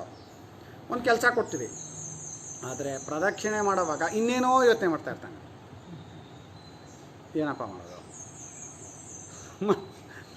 ಇಂದ್ರಿಯಗಳೆಲ್ಲೋ, ಮನಸ್ಸೆಲ್ಲೋ, ಬುದ್ಧಿಯಲ್ಲೋ ಎಲ್ಲ ಹರಿದು ಹಂಚೋಗ್ಬಿಟ್ಟಿದೆ ಇವನಾಗೇ ಇಲ್ಲ. ಅದಕ್ಕೆ ಕರ್ಮದಲ್ಲಿ ಏನು ಅಂದರೆ, ಇದನ್ನು ಶಾಸ್ತ್ರೋಕ್ತ ಕರ್ಮಗಳಲ್ಲಿ ನಮ್ಗೆ ಚೆನ್ನಾಗಿ ಗೊತ್ತಾಗುತ್ತೆ. ಒಂದೇ ಒಂದು ಕರ್ಮದಲ್ಲಿ ಒಂದು ಪಾರ್ಟ್ ತಪ್ಪು ಮಾಡಿದರೆ ಅಲ್ಲವರು ಅದಕ್ಕೆ ಪ್ರಾಯಶ್ಚಿತ್ತ ಹೇಳ್ತಾರೆ. ಮಂತ್ರ ತಪ್ಪು ಹೇಳಿದರೆ ಪ್ರಾಯಶ್ಚಿತ್ತ ಹೇಳ್ತಾರೆ. ಕ್ರಿಯಾ ತಪ್ಪು ಹೇಳಿದರೆ ಪ್ರಾಯಶ್ಚಿತ್ತ ಹೇಳ್ತಾರೆ. ದ್ರವ್ಯಗಳನ್ನು ತಪ್ಪಾಗಿರೋ ದ್ರವ್ಯಗಳನ್ನು ತೊಗೊಂಬಂದರೆ ಹೋಮಕ್ಕೆ ಪ್ರಾಯಶ್ಚಿತ್ತ ಹೇಳ್ತಾರೆ. ದ್ರವ್ಯಗಳು ಅಲ್ಲಿ ಹೋಮ ಮಾಡುವಾಗ ಚೆಲ್ಲೋದ್ರೆ ಪ್ರಾಯಶ್ಚಿತ್ತ ಹೇಳ್ತಾರೆ. ನಿನ್ನ ಮನಸ್ಸು ಎಷ್ಟು ಅಟೆನ್ಷನ್ನಲ್ಲಿರಬೇಕು, ಅದೇ ಕರ್ಮವನ್ನು ಚೆನ್ನಾಗೇ ಮಾಡಬೇಕು ಅಂತ ಇರಬೇಕು ಅಂದರೆ ನೀನೊಂದು ಚೂರು ಅಲ್ಗಾಡೋ ಆಗಿಲ್ಲ. ಈಗ ಮಂತ್ರವನ್ನು ಹೇಳೋವಾಗ ಯಾಕೆ ಒಂದು ಸ್ವರ ತಪ್ಪಾದರೆ ನಿನಗೆ ಪಾಪ ಬರುತ್ತೆ, ಒಂದು ಅಕ್ಷರ ತಪ್ಪಾದ್ರೆ ಪಾಪ ಬರುತ್ತೆ, ಒಂದು ವಾಕ್ಯ ತಪ್ಪಾದ್ರೆ ಪಾಪ ಬರುತ್ತೆ ಅಂದರೆ ನೀನು ಎಷ್ಟು ಪಾಪ ಪುಣ್ಯ ಅಂದರೆ ಸುಮ್ಮನೆ ಭಯಕ್ಕೂ ಅಲ್ಲ, ಅದು ಭಯ ಪಡಿಸೋಕ್ಕೂ ಅಲ್ಲ. ಒಂದು ದೃಷ್ಟಿಯಲ್ಲಿ ಬಂದು ಬರುತ್ತೆ ಅನ್ನೋದು ಒಂದು. ಆದರೆ ಮನಸ್ಸನ್ನು ಅಲ್ಲೇ ಇಡು. ತಪ್ಪಾಗುತ್ತಪ್ಪ, ಏನು ಮಾಡೋಕ್ಕಾಗತ್ತೆ? ಹಾಗೆ ಹೇಳ್ಬೇಡ, ತಪ್ಪು ಮಾಡೋದಿಲ್ಲ ಅಂತಲೇ ಯೋಚನೆ ಮಾಡು. ನಾನು ಒಂದೇ ಒಂದು ತಪ್ಪಿಲ್ದೇನೋ ಹೇಳ್ತೀನಿ ಅಂತ. ಆವಾಗ ನಿನ್ನ ಮನಸ್ಸು ಅಲ್ಲೇ ಇರುತ್ತಾಗ. ಮನಸ್ಸನ್ನು ಒಂದು ಕಡೆಯಲ್ಲಿ ನೆಲೆ ನಿಲ್ಲಿಸೋದೇ ನಮಗೆ ಮುಖ್ಯವಾಗಿರೋದು. ಸುಖ ಅಂದರೆ ಅದೇನೇ. ಅದಕ್ಕೆ ಯಾರು ವೇದವನ್ನು ಚೆನ್ನಾಗಿ ಹೇಳ್ತಾರೋ, ಸಂತೋಷವಾಗಿ ಆ ಏರಿಳಿತಗಳನ್ನು ಅಷ್ಟೇ ಚೆನ್ನಾಗಿ ಅದರಲ್ಲೇ ಮನಸ್ಸಿಟ್ಟು ಹೇಳ್ತಾ ಇರ್ತಾರೋ, ಇನ್ನು ಅದರಲ್ಲೂ ಅದನ್ನು ಹೇಳುವಾಗಲೇ ಅವ್ರಿಗೆ ಅರ್ಥವೂ ಆಗ್ತಾ ಹೋಗುತ್ತೋ, ಅವರ ಆನಂದ ಕೊನೆಯೇ ಇಲ್ಲ. ಯಾಕೆ? ಮನಸ್ಸು ಸ್ಥಿರವಾಗಿಬಿಡುತ್ತಲ್ಲ. ಅದೇ ಬೇಕಾಗಿರೋದು. ಆ ಸ್ಥಿರವಾದ ಇಂದ್ರಿಯ ಧಾರಣೆಯನ್ನು ಯೋಗ ಅಂತ ನೀವೇನು ಹೇಳಿದ್ರಲ್ಲಪ್ಪ, ಆ ಯೋಗ ಇಲ್ಲವೇ ಇಲ್ಲ. ಯಾಕಿಲ್ಲ? ಪ್ರಯೋಜನ ಇಲ್ಲ. ನೀವು ಯಾವ ತತ್ವಕ್ಕೋಸ್ಕರ ಯೋಗವನ್ನು ಹೇಳ್ತಾ ಇದ್ದೀರೋ, ಅಷ್ಟೆಲ್ಲ ಕಷ್ಟಪಡಬೇಕು ಅಂತ ಇದ್ದೀರೋ, ತತ್ವವೇ ಇಲ್ಲ. ಇಲ್ಲದೇ ಇರೋ ತತ್ವ ತಿಳ್ಕೊಳ್ಳೋಕೆ ಇಷ್ಟೆಲ್ಲ ಕಷ್ಟಪಡೋಣ ಅಂತ ಒಂದು ಬರುತ್ತೆ. ಅಥವಾ ಯೋಗ ಮಾಡ್ಕೊಳ್ರಿ, ಆ ಇಂದ್ರಿಯಗಳನ್ನು ಸ್ಥಿರವಾಗಿ ಧರಿಸ್ಕೊಳ್ಳಿ, ಅದು ಒಂದು ಲೌಕಿಕ ಪ್ರಯೋಜನ ಇದ್ದೇ ಇದೆ, ಮನಸ್ಸಿಗೆ ಸಮಾಧಾನ ಆಗುತ್ತೆ. ಆದರೆ ಬ್ರಹ್ಮವು ಕಾಣಿಸದೇ ಇರುವುದರಿಂದ, ಅರಿವಿಗೆ ವಿಷಯವಾಗದೇ ಇರುವುದರಿಂದ ಅದು ಇಲ್ಲವೇ ಇಲ್ಲ. ಎರಡೂ ಬರುತ್ತೆ. ಯೋಗ ವ್ಯರ್ಥ ಅಂತಾಯಿತು, ಬ್ರಹ್ಮವು ಇಲ್ಲ ಅಂತಲೂ ಆಗತ್ತೆ ಎಂದು ಪೂರ್ವಪಕ್ಷ ಬಂದೊದಗಲಾಗಿ, ಇದು ಪೂರ್ವಪಕ್ಷ. ನೋಡಿ ಸ್ವಾಮಿಗಳ ಟಿಪ್ಪಣಿ ಓದೋಣ. ಕರಣವಿಲ್ಲದಾಗ ಏತರಿಂದ ನೋಡಬೇಕು ಎಂದು ಭಾವ, ಕರಣವೇ ಇಲ್ಲದ್ದರಿಂದ ಅನ್ನೋದಕ್ಕೆ. ಎರಡನೇದು, ಪ್ರಮಾಣಗೋಚರವಾದದ್ದೇ ಸತ್ಯವು ಎಂಬ ಅಭಿಪ್ರಾಯದಿಂದ ಹೊರಟಿರುವ ಶಂಕೆ ಇದು. ಅದು ನಾನು ಹೇಳಿದ್ನಲ್ಲ, ಇಂದ್ರಿಯಕ್ಕೆ ಗೋಚರವಾದರೆ ಮಾತ್ರ ಸತ್ಯ ಅನ್ನೋ ಒಂದು ಶಂಕೆ ನಮ್ಮಲ್ಲಿದೆ. ನಾವು ಸಾಮಾನ್ಯವಾಗಿ ಹಾಗೆ ವ್ಯವಹಾರ ಮಾಡಿದ್ದು. ಯಾರಾದರೂ ಏನಾದ್ರು ಬಂದು ಹೇಳಿದ್ರೆ ನೀವು ನೋಡಿದ್ಯಾ ಅಂತೀವಿ. ನಾವು ಕೇಳ್ತೀವಿ ಅದನ್ನ. ಹಾಂ, ನಿನಗೆ ಡಾಟಾ ಅದು ಕೇಳಬೇಕು ಲೋಕದಲ್ಲಿ, ಇಲ್ಲಾಂದರೆ ಸುಳ್ಳು ಹೇಳೋರು ತುಂಬ ಜನ ಇರ್ತಾರಲ್ಲ. ನಾನು ಮೊನ್ನೆ ಹೇಳಲಿಲ್ವಾ, ಅವನು ಹಾವು ಸ್ವಾಮಿ 8 ಅಡಿ ಹಾವು ಇಷ್ಟಪ್ಪ ಇತ್ತು ಅಂತ ನಾನು ಅಲ್ಲೋಗಿ ನೋಡಿದ್ರೆ ಒಂದಿಷ್ಟು ಹಾವು. ಏನೋ ಹೇಳಿದೆ ಅಂದರೆ ಅದು ಹೋಯ್ತು ಸ್ವಾಮಿ ಇದ್ದಾನೆ ಅವನಿಗೇನು. ಈಗ ಅವನೇನು ನಿಜ ಹೇಳಬೇಕು ಅಂದ್ಕೊಂಡಿರಲ್ಲಪ್ಪ, ಸುಳ್ಳಲ್ಲೇ ಮನೆ ಕಟ್ಟವನಾದರೆ ಸುಳ್ಳಿಗೊಂದು ಸುಳ್ಳು ಹೇಳ್ತಾನೆ. ಅಂಥವ್ರ ಮಾತೆಲ್ಲ ನಂಬಕ್ಕಲ್ಲ. ಅದರಿಂದ ನೀನು ನೋಡಿದ್ಯಾ ಅಂತಲೇ ಕೇಳಬೇಕಾಗತ್ತೆ. ಅಲ್ಲಿ ಲೌಕಿಕ ವಿಚಾರವೇ ಬೇರೆ. 3ನೇ ಟಿಪ್ಪಣಿ, ಅದು ಇದೆಯೆಂದು ಹಾಗಿಲ್ಲದಿರುವುದು ಇಲ್ಲವೆಂದು, ಇಂದ್ರಿಯಕ್ಕೆ ಗೋಚರವಾದರೆ ಇದೆಯೆಂದು ಹಾಗಿಲ್ಲದಿರುವುದು ಇಲ್ಲವೆಂದು ಅನ್ನೋದಕ್ಕೆ ಯೋಗವೆಂದರೆ ಬುದ್ಧ್ಯಾದಿಗಳು ಯಾವುವು ಕೆಲಸ ಮಾಡದಂತೆ ಮಾಡುವ ಸಾಧನವು ಅದಲ್ಲ ವ್ಯರ್ಥವು ಅಂತ. ಯೋಗವು ವ್ಯರ್ಥವು ಅನ್ನೋದಕ್ಕೆ ಹೇಳ್ತಾ ಇದ್ದಾರೆ 3ನೇ ಟಿಪ್ಪಣಿ. ಯೋಗವೆಂದರೆ ಬುದ್ಧ್ಯಾದಿಗಳು ಯಾವುವು ಕೆಲಸ ಮಾಡದಂತೆ ಮಾಡುವ ಸಾಧನವು. ಬುದ್ಧ್ಯಾದಿಗಳು ಕೆಲಸ ಮಾಡದಿರುವಾಗ ತಿಳಿಯುವುದಾದರೂ ಏನಿರುತ್ತದೆ ಇದು ಭಾವ. ನಿಮ್ಮ ಯೋಗ ವ್ಯರ್ಥ ಅಂದರೆ ಎಷ್ಟು ಚೆನ್ನಾಗಿ ನೋಡಿ ಟಿಪ್ಪಣಿ. ಸ್ವಾಮಿಗಳು ಸಚ್ಚಿದಾನಂದ ಗುರುಗಳು ತೆಗಿತಾ ಇದ್ದಾರೆ. ಅವನು ಯೋಗವನ್ನು ಯಾಕೆ ವ್ಯರ್ಥ ಅಂದ ಅಂದರೆ, ನೀವು ಯೋಗ ಅಂತ ಯಾವುದಕ್ಕೆ ಹೇಳ್ತಾ ಇದ್ದೀರಿ ಅಂದರೆ ಇಂದ್ರಿಯಗಳು ಕೆಲಸ ಮಾಡ್ದಂಗೆ ಮಾಡ್ತಾಯಿದ್ದೀರಿ. ನೀವು ಪ್ರಯತ್ನಪೂರ್ವಕವಾಗಿ ಇಂದ್ರಿಯಗಳು ಕೆಲಸ ಮಾಡದೇ ಇರೋ ಥರ ಮಾಡಿಬಿಟ್ರೆ ಅದಕ್ಕೆ ಯೋಗ ಅಂತ ಹೆಸರು ಕೊಡ್ತಾಯಿದ್ರಿ. ಅದ್ಯಾಕೆ ಬೇಕು ಅಂತ ಅವನು. ಇನ್ನು 4ನೇ ಟಿಪ್ಪಣಿಯಲ್ಲಿ ಈ ಎಲ್ಲ ಟಿಪ್ಪಣಿಗಳನ್ನು ಓದಬೇಕು ಸಚ್ಚಿದಾನಂದ ಗುರುಗಳದ್ದು. ದೃಶ್ಯವಾದದ್ದು ಇದೆ, ಯಾವುದಕ್ಕೆ? ಅದು ಬ್ರಹ್ಮವು ಕಾಣದೇ ಇರುವುದರಿಂದ ಅದು ಇಲ್ಲವೆಂದೇ ತಿಳಿಯಬೇಕು ಅನ್ನೋದಕ್ಕೆ. ದೃಶ್ಯವಾದದ್ದು ಇದೆ, ಆದರೆ ಬ್ರಹ್ಮವು ದೃಶ್ಯವಲ್ಲ ಎಂದು ಆಕ್ಷೇಪ.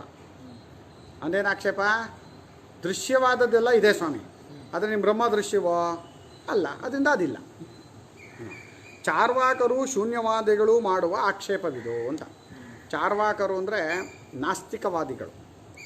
ಚಾರುವಾಕ, ಒಳ್ಳೆ ಚೆನ್ನಾಗಿ ಮಾತಾಡ್ತಾನೆ ಅಂತ, ಅವನ ಮಾತು ಪುದುಗಟ್ಟಾಗಿರುತ್ತೆ, ಲೋಕದಲ್ಲಿರೋರಿಗೆ ಚೆನ್ನಾಗಿದೆ ಅನಿಸುತ್ತೆ. ಚಾರ್ವಾಕರ ಇದನ್ನು ಸಿದ್ಧಾಂತವನ್ನು ನಮ್ಮಲ್ಲಿ ಅದೇ ಭಸ್ಮೀಭೂತಸ್ಯ ದೇಹಸ್ಯ ಪುನರಾಗಮನಂಕುತಃ ತಸ್ಮಾತ್ ಸರ್ವ ಪ್ರಯತ್ನೇನ ಋಣಂಕೃತ್ವ ಘೃತಂ ಪಿಬೇತ್. ಈ ದೇಹ ಸುಟ್ಟೋಗುತ್ತೆ ಸ್ವಾಮಿ, ವಾಪಸ್ ಬರುತ್ತಾ? ಈ ದೇಹ ಇರೋವಾಗ ಎಷ್ಟು ಸುಖ ಪಡ್ಕೋಬೇಕು ಪಡ್ಕೊಂಬಿಡ್ಬೇಕು ನೀನು. ಅದರಿಂದ ಸಾಲ ಮಾಡಿ ಆದರೂ ತುಪ್ಪ ತಿನ್ನು. ಋಣಂಕೃತ್ವ ಘೃತಂ ಪಿಬೇತ್. ಸಾಲನಾರು ಮಾಡು, ಪರವಾಗಿಲ್ಲ, ಏನಾದರೂ ಮಾಡು. ಈಗ ನೀನು ಸಾಲ ಮಾಡ್ತೀಯಪ್ಪ, ನೀನು ದೇಹ ಸುಟ್ಟೋದ್ಮೇಲೆ ಅವನೇನು ಕೇಳಕ್ಕೆ ಬರ್ತಾನ? ಏನೂ ಕೇಳಕ್ಕೆ ಬರಲ್ಲ. ದೇಹ ಇರೋವ್ರಿಗೆ ಅಷ್ಟೇ ಅದು, ನೀನು ಯೋಚನೆ ಮಾಡಬೇಡ. ಇದು ಲೌಕಿಕಲ್ಲಿ ಮೋಸ ಮಾಡೋರಿಗೆ ತುಂಬ ಇಷ್ಟ ಆಗುತ್ತೆ. ಅದು ಚಾರುವಾಕ. ಅದು ಇನ್ನೊಂದು ಶೂನ್ಯವಾದಿಗಳು. ಶೂನ್ಯವಾದಿಗಳು ಅಂದರೆ ಬೌದ್ಧರಲ್ಲಿ ಒಂದು ಪಂಗಡ. ಬೌದ್ಧರಲ್ಲಿ ಬಾಹ್ಯಾರ್ಥವಾದಿಗಳು, ವಿಜ್ಞಾನವಾದಿಗಳು, ಶೂನ್ಯವಾದಿಗಳು ಒಂದು 3 ಪಂಗಡ ಅಂತ ಕೆಲವರು ಹೇಳ್ತಾರೆ. ಕೆಲವರು ಇಲ್ಲ, ತಿಳುವಳಿಕೆಯಲ್ಲಿ 3 ವಿಧಾನ ಅಂತ. ಮೊದಲು ಹೊರಗಿನ ವಿಚಾರಗಳನ್ನೇ ಸತ್ಯ ಅಂದ್ಕೊಂಡಿರೋರು ಬಾಹ್ಯಾರ್ಥವಾದಿಗಳು, ಲೌಕಿಕರು. ಆಮೇಲೆ ಬುದ್ಧಿಯ ಚೇಷ್ಟೆ ಇವೆಲ್ಲ ಎಲ್ಲವೂ ಕೂಡ ಮನಸ್ಸಿನ ಅಲುಗಾಟವೇ ಅಂತ ಏನು ಹೇಳ್ತೀವಿ ಅದು. ಇನ್ನು ತತ್ವವನ್ನು ಅವರು ಅದನ್ನು ವಿವೇಕಾನಂದ ಸ್ವಾಮಿಗಳು ಹೇಳಿದಾರಲ್ಲ, ಅವನು ಬುದ್ಧನಿಗೆ ಅದೇನು ತಿಳ್ಕೊಂಡು ಅದು ಹೇಳಕ್ಕೆ ಬರಲಿಲ್ಲ, ಅಥವಾ ಅವನು ಹೇಳಿದ್ದನ್ನು ಶಿಷ್ಯರಿಗೆ ಸರಿಯಾಗಿ ತಿಳ್ಕೊಳಕ್ಕೆ ಬರಲಿಲ್ಲ ಅಂತ. ಆ ಶೂನ್ಯವಾದವನ್ನು ನಾವು ಒಪ್ಪಲ್ಲ. ಶೂನ್ಯ ಏನೂ ಇಲ್ಲದೆ ಇರೋದು, ಈಗ ಜಗತ್ತನ್ನು ಇದೆ ಅಂತ ತಾನೇ ನಾವು ಅಂದ್ಕೊಂಡಿರೋದು.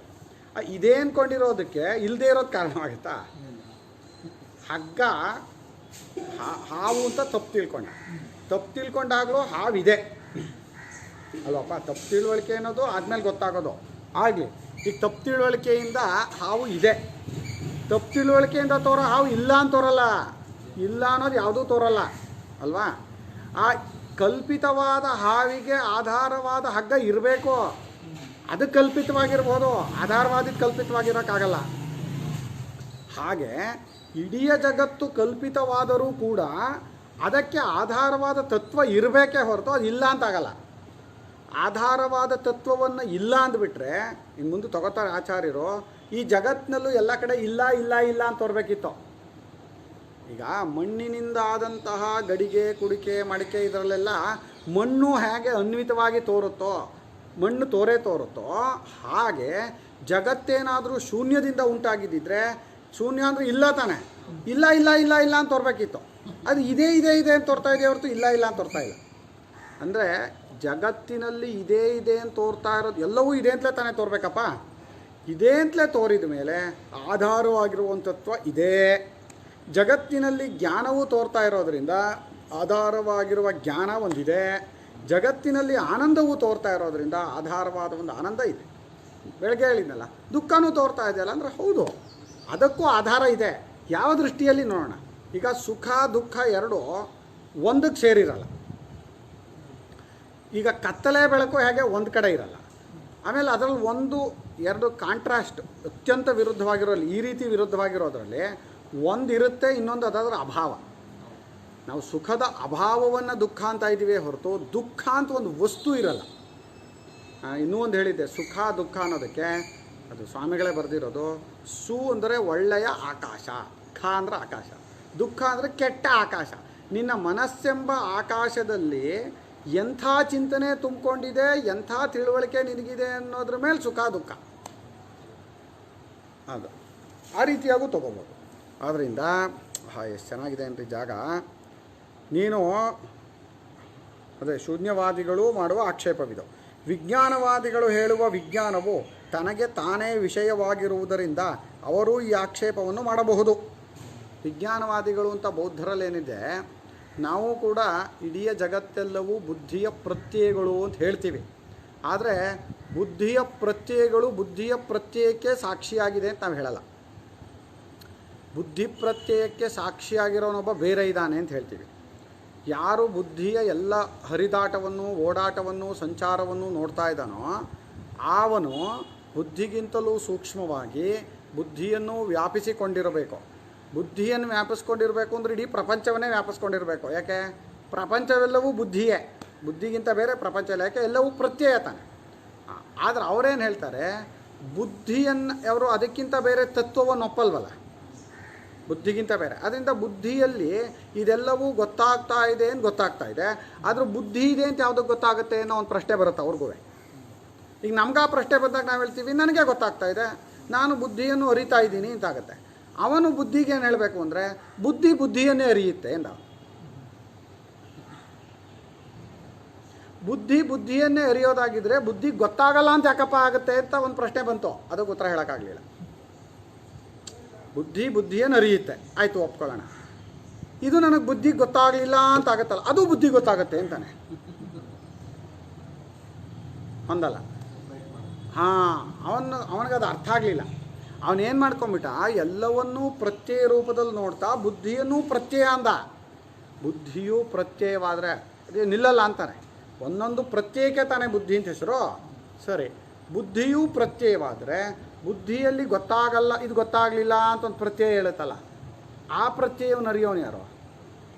ಇದೆಲ್ಲವೂ ಪ್ರತ್ಯಯ ರೂಪವಾದರೆ ಪ್ರತ್ಯಯವೆಲ್ಲವೂ ಪ್ರವಾಹ, ಪ್ರತ್ಯಯ ನಿಲ್ಲಲ್ಲ.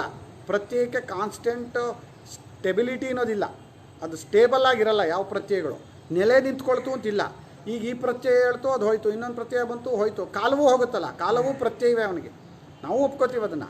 ಕಾಲದೇಶಗಳು ಪ್ರತ್ಯಯವೇ. ಕಾಲದೇಶಗಳು ಪ್ರತ್ಯಯವಾದ ಮೇಲೆ ಯಾವ ಪ್ರತ್ಯವೂ ನಿಲ್ಲಕ್ಕಾಗೋದೇ ಇಲ್ಲ. ನಿಲ್ಲೋದಕ್ಕೆ ಆಧಾರ ಯಾವುದಿದೆ ಅಲ್ಲಿ?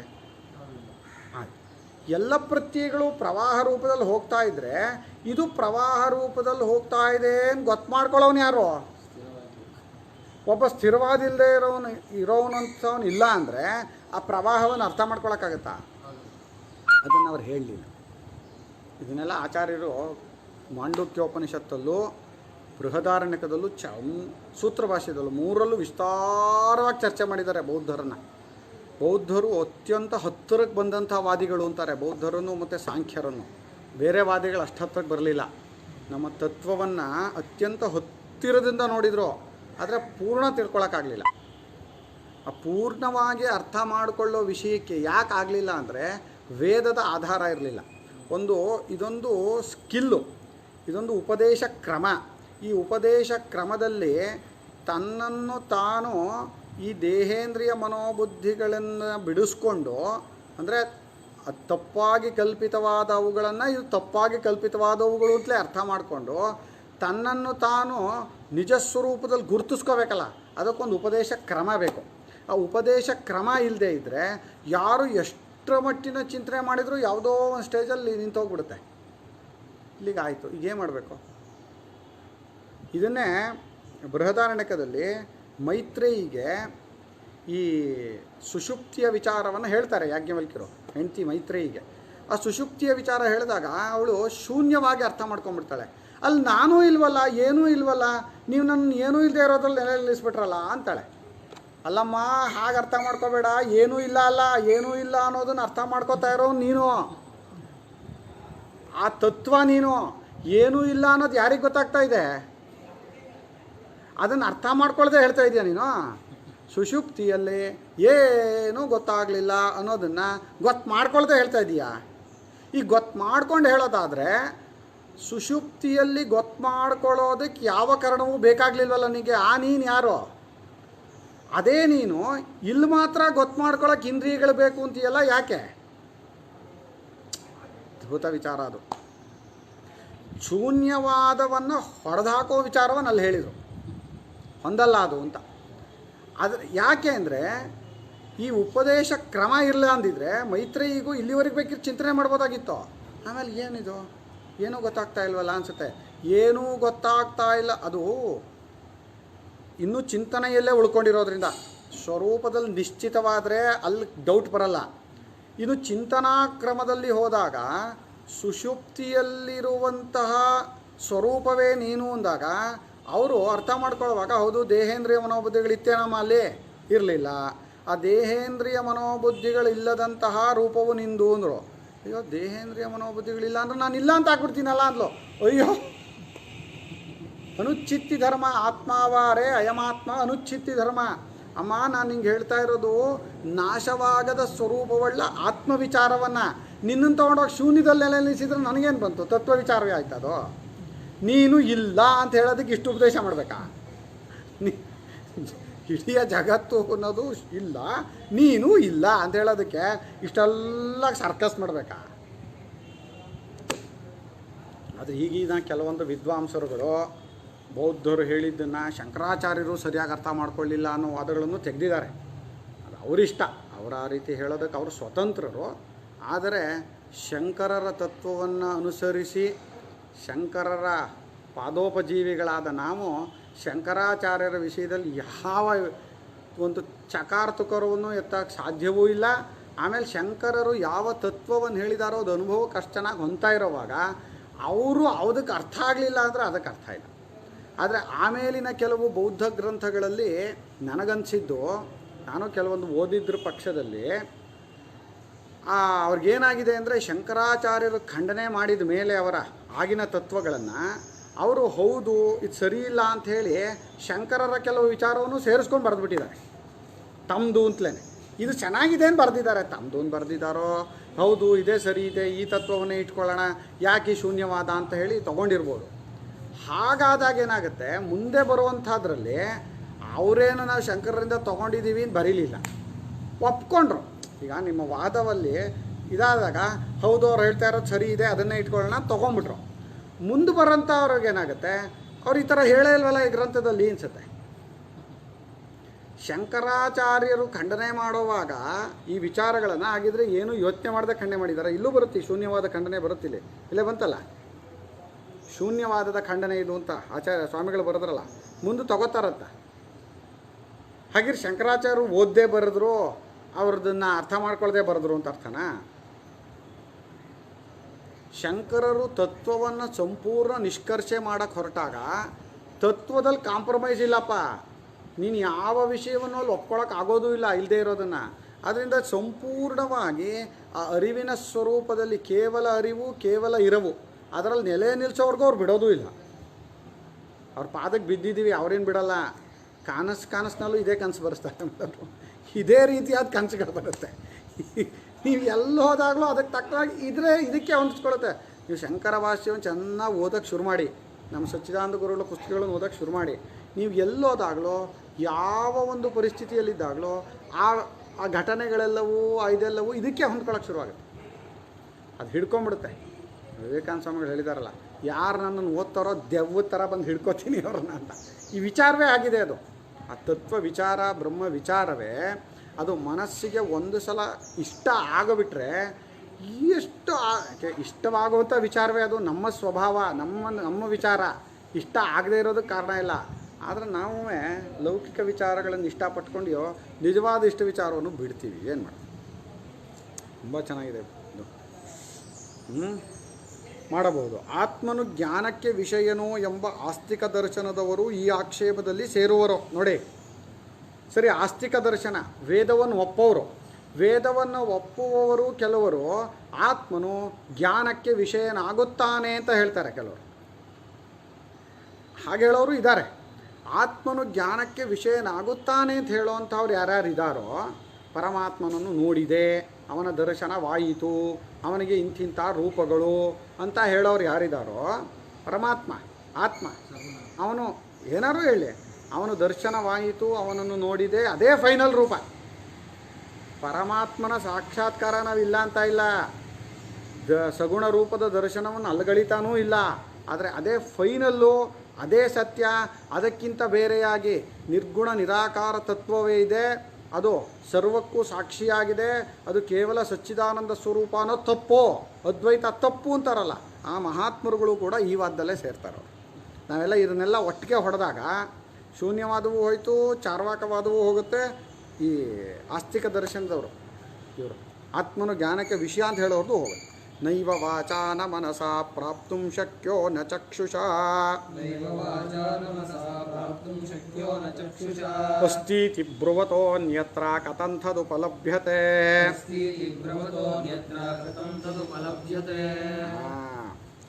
ನ ಅಂತ ಹೇಳಿದರೆ ವಾಸಿ, ಏವಾ ವಾಚಾ ಮನಸಾ ಪ್ರಾಪ್ತುಂ, ಆಪ್ತುಮು ಹೇಳ್ಬೋದು, ಪ್ರಾಪ್ತು ಉಪಸರ್ಗ. ಆದ್ದರಿಂದ ಈ ಉಪಸರ್ಗಗಳು ಅಂತ ಇತ್ತುಕೊಂಡ್ರೆ ನಿಮಗೆಲ್ಲ ಪಾಠ ಹೇಳಿದೆ ನಾನು, ಅದೆಲ್ಲ ಇದೆ ಪಾಪ ಸಂಸ್ಕೃತದಲ್ಲೇ. ಶಕ್ಯ ನ ಚಕ್ಷುಷಾ ಅಸ್ತಿ ಇತಿ ಬ್ರುವತಃ ಅನ್ಯತ್ರ ಕಥಂ ತತ್ ಉಪಲಭ್ಯತೆ. ಈ ಪರಮಾತ್ಮನನ್ನು ನಮ್ಮಗಳ ಸ್ವರೂಪವಾಗಿರುವ ಇಂದ್ರಿಯಾದಿಗಳಿಗೆ ಸಾಕ್ಷಿಯಾಗಿರುವ ತತ್ವವನ್ನು, ಪರಮಾತ್ಮನನ್ನು ಮಾತಿನಿಂದಲಾಗಲಿ ಮನಸ್ಸಿನಿಂದಲಾಗಲಿ ಪಡ್ಕೊಳ್ಳೋಕ್ಕೆ, ಅಥವಾ ಇಂದ್ರಿಯಗಳು, ಕಣ್ಣು ಅಂದರೆ ಇಂದ್ರಿಯಗಳು ಬೇರೆ, ಬಾಹ್ಯ ಇಂದ್ರಿಯಗಳಿಂದಲಾಗಲಿ, ವಾಚ ಅನ್ನೋದು ಕರ್ಮೇಂದ್ರಿಯಕ್ಕೂ, ಚಕ್ಷುಷ ಅನ್ನೋದು ಜ್ಞಾನೇಂದ್ರಿಯಕ್ಕೂ ಉಪಲಕ್ಷಣ. ಉಪಲಕ್ಷಣ ಅಂದರೆ ಫಾರ್ ಎಕ್ಸಾಂಪಲ್ ಉಳಿದಿದ್ದೆಲ್ಲದೂ ತಗೋಬೇಕು. ಎಲ್ಲ ಯಾವ ಕರ್ಮೇಂದ್ರಿಯಗಳಿಗೂ ಅವನ ವಿಷಯನಲ್ಲ, ಯಾವ ಜ್ಞಾನೇಂದ್ರಿಯಕ್ಕೂ ಅವನು ವಿಷಯನಲ್ಲ. ಈ ಕರ್ಮೇಂದ್ರಿಯಗಳಿಗೆ ವಿಷಯ, ಜ್ಞಾನೇಂದ್ರಿಯಗಳಿಗೆ ವಿಷಯದಲ್ಲಿ ಏನು ವ್ಯತ್ಯಾಸ ಅಂದರೆ, ಕರ್ಮೇಂದ್ರಿಯಗಳಲ್ಲಿ ವಿಷಯವಾದಾಗ ಕರ್ಮಕ್ಕೆ ಸಾಧನಗಳು ವಿಷಯವಾಗುತ್ತೆ, ಫಲವೂ ವಿಷಯವಾಗುತ್ತೆ. ಕರ್ಮಕ್ಕೆ ಸಿಗಾಕೊಂಡಿದೆ ಫಲ ಅಲ್ವಾ, ಸಾಧನಗಳು ವಿಷಯವಾಗುತ್ತೆ. ಅದರಿಂದ ಅವನು ಸಾಧನವೂ ಅಲ್ಲ ಅಂತ ಹೇಳ್ದಂಗೆ ಆಯಿತು.